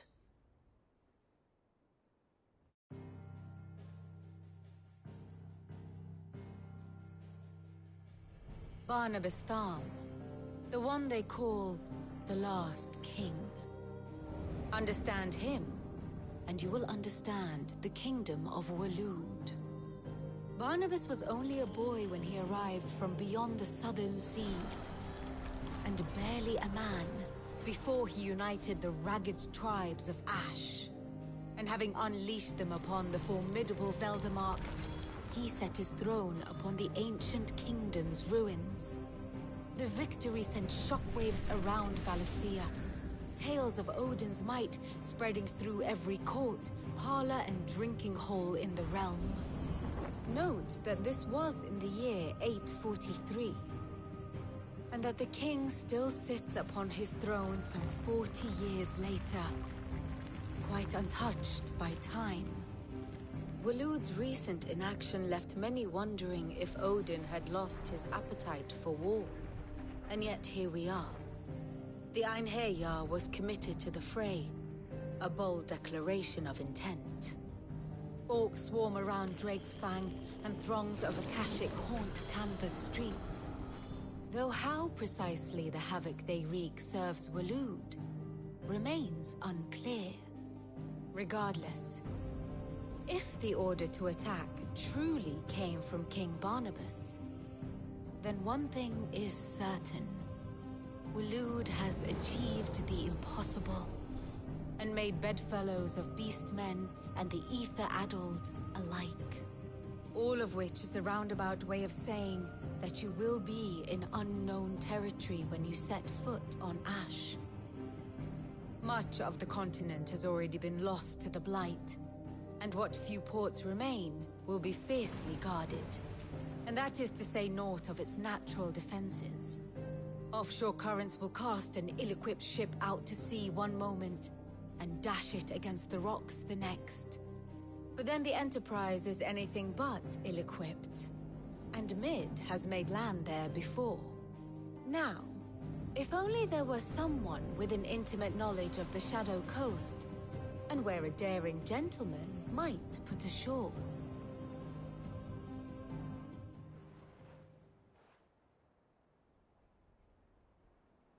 You see, Clive, you had the answer all along. Do you think you can get us back to that beach, Mid? Picked you up from it, didn't I? Not that it were easy. The currents were a right bastard. But then, if it wasn't hard, it wouldn't be worth doing, would it? Well said. Thank you, Lady Vivian. If a few morsels of common knowledge and a sprinkling of tavern talk are worthy of your thanks, I wonder what genuine intelligence might earn me. Probably more visits. Mid, I need everyone in the ale hall now. I'll fetch Joshua from the shelves. Aye, aye, Captain.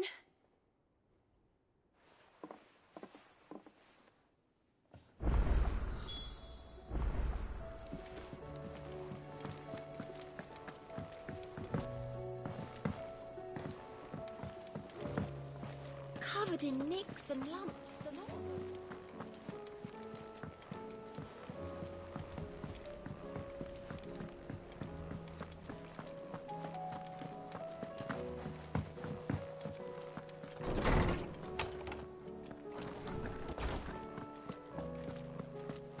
I have no reason to assume a... Clive, you must listen to this. Lawsman, tell him. Do you recall when we spoke before on the divinity of Ultima? Well, it inspired me to delve deeper into the subject. And what I discovered appears to agree with the findings of His Grace. You will recall that my quest to uncover Ultima's origins began with the mural at Phoenix Gate. But while I've always known it to be important, its secrets have heretofore eluded me. Now, however, I believe I know where to find the more complete example, one that will reveal all we seek. Master Clive, have you ever in your travels chanced to hear of the Circle of Malleus? I would think not, if you have. But there was once a time when the faith flourished, the oldest known religion in the Twins, and though its popularity eventually waned on Storm, hints of its dogma remain embedded in more modern faiths such as the Crystalline Orthodox. Wait, you said it waned on Storm. What of Ash? Religious monuments are often torn down or repurposed when new faiths rise to prominence. But if no new faith arose, then perhaps the ancient temples might still stand. And so, you see now why I must accompany you to Waloed. It would appear the past still has much to teach us, though in this case, it would not have been possible without the musings of Moss. To think that you carried a copy of my old mentor's chronicles all along. I am relieved to discover it in good hands. I shall guard it with my life. Joshua, if you're finished here, join me in the ale hall. I need to speak to everyone before we leave. Right away.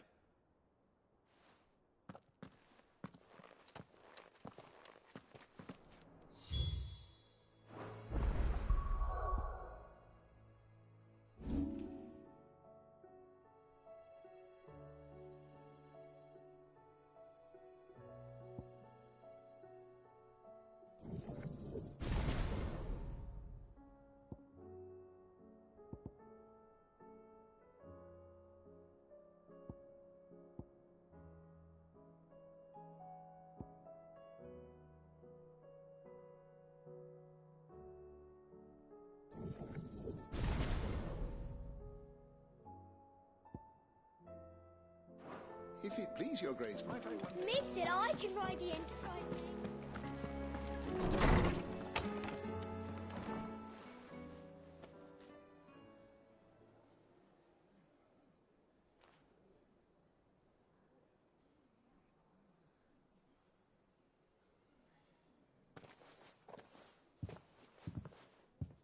My apologies. By now you've all heard where we're going and why.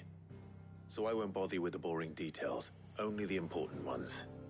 If we attempt to approach Stone here by sea, there's a good chance we'll be sighted and fall prey to the capital's artillery. So instead, we'll disembark on the southwest coast and make for Drake's Spine on foot.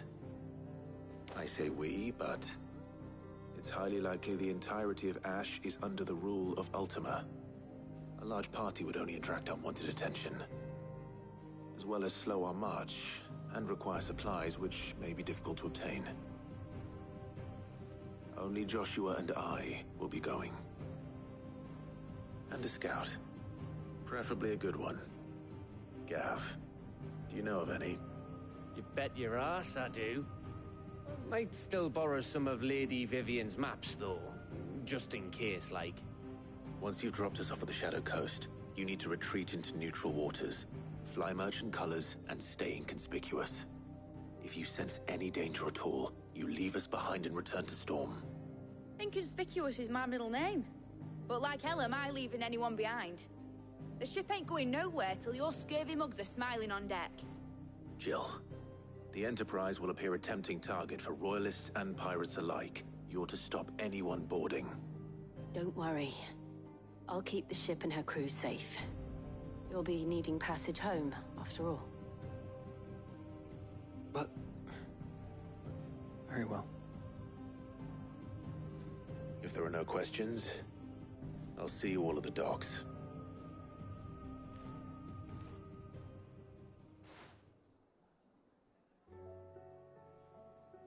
Let me know when you're leaving. I want a word before you go. Of course.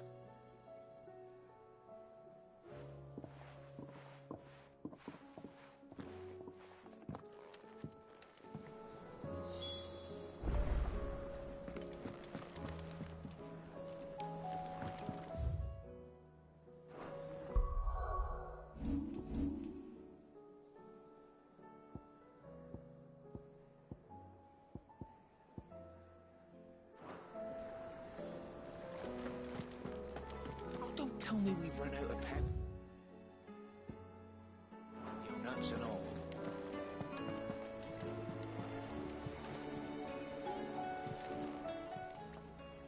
Still alive, are ya? Coin purse weighing you down?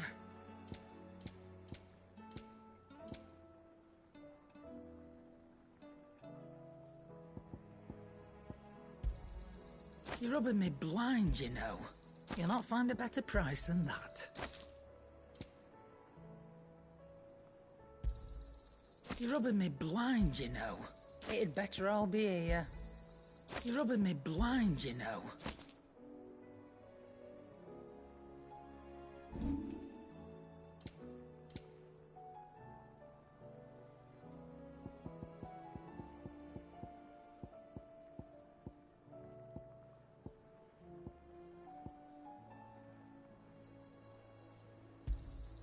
I'll be thankful you got that much. I reckon I can find a buyer. Finished, are you? The stew's awfully thin these days.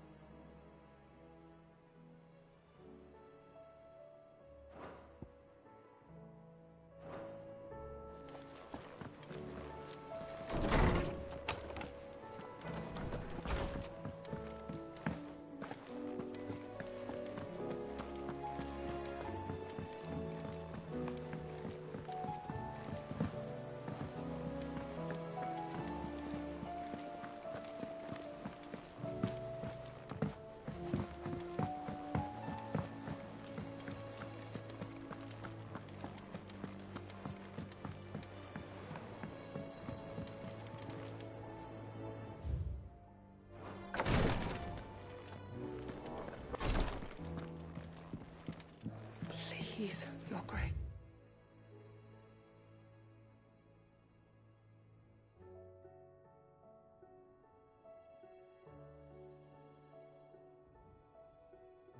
Stay strong.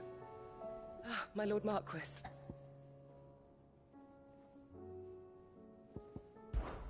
Your companions are kind indeed.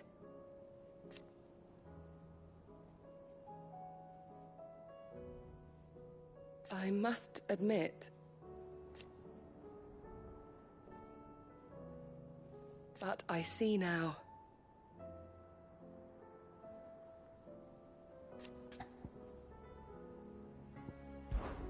It was the greatest honor of my life.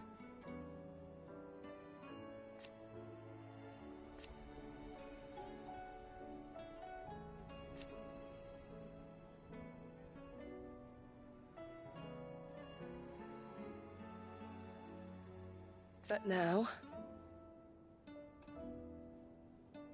so I bid you.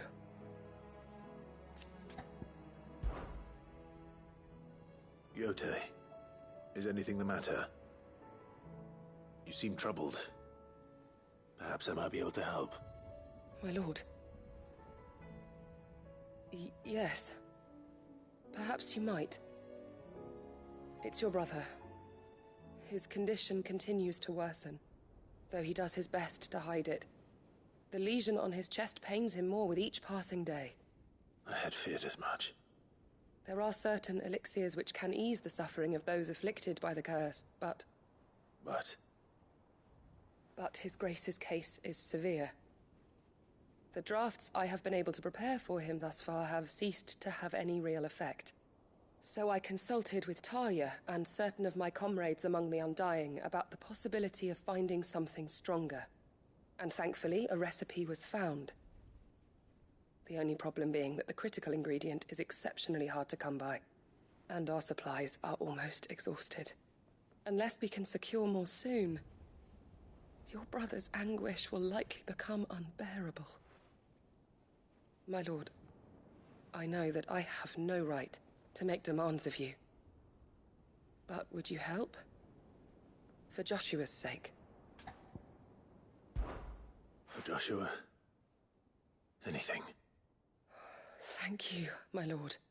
So, what is this critical ingredient? A rare herb by the name of stonerwort. It grows only where the ether is densest.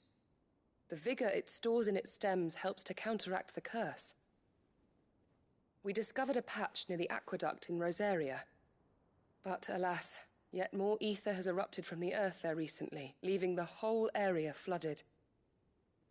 The search continues for a new source. One that we might reach without being turned.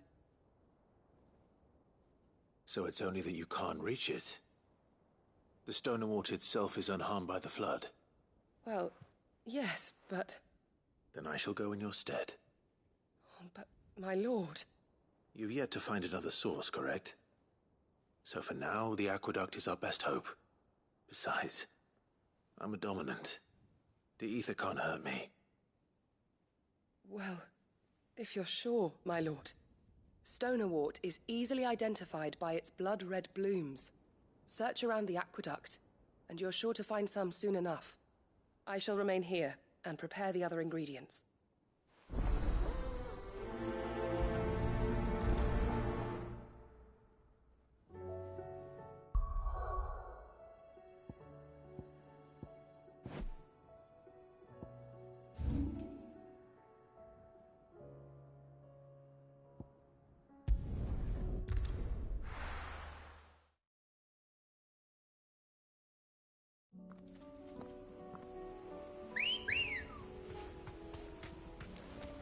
Good girl. Faster!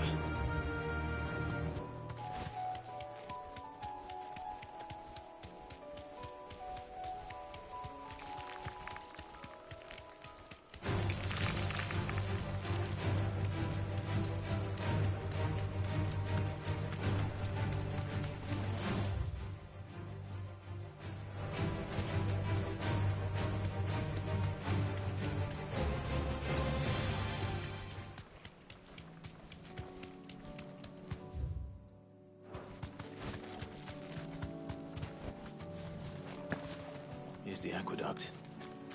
Now to find our stonerwort. Yote mentioned blood-red petals. Just my luck. Well, I won't be picking anything to ride on. There's only one thing for it.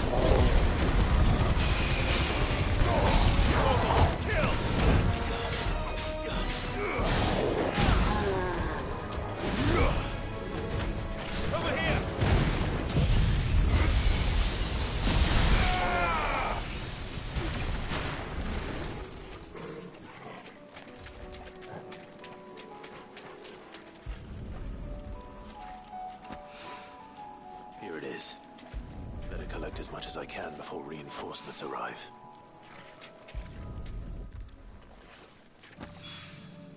All right. That should do it.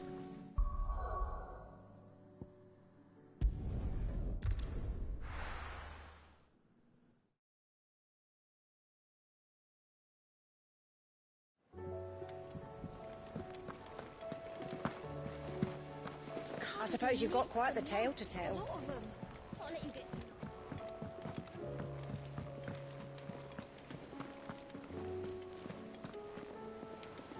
I suppose you've got quite the tale to tell. I'll let you get some nice warm stew in you first.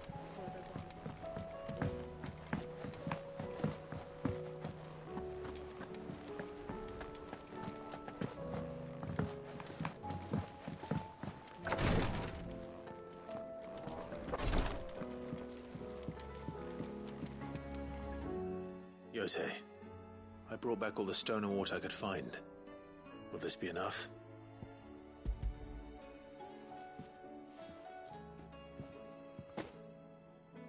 Yes, my lord. Thank you. I'm sure it will serve us until we can find another source. I'm very glad to hear it.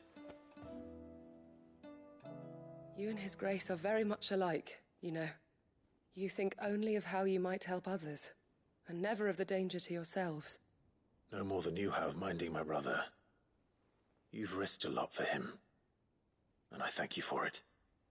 I am honored that you should say so.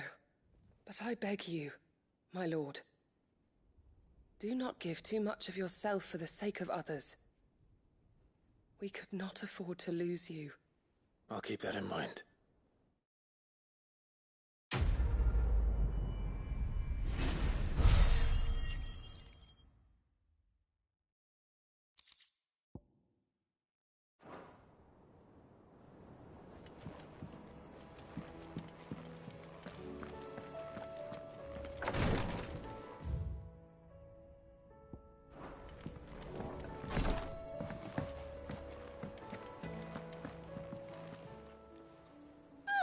I wasn't expecting you back so soon. Best of luck out there, Cid. Is something wrong? Not at all. Honestly. Can't a man wish his friend farewell? Just wanted to let you know that I'll keep things in order while you're off saving the world. I'll hold you to that.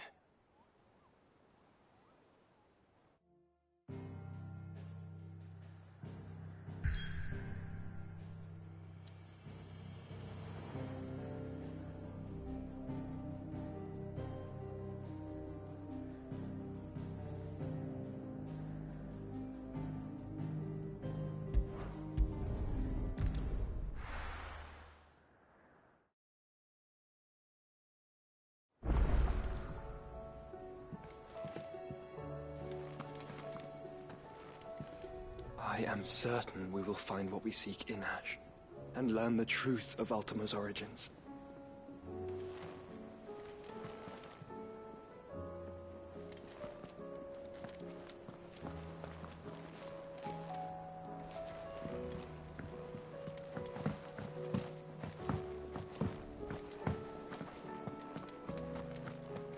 The stew's awfully thin.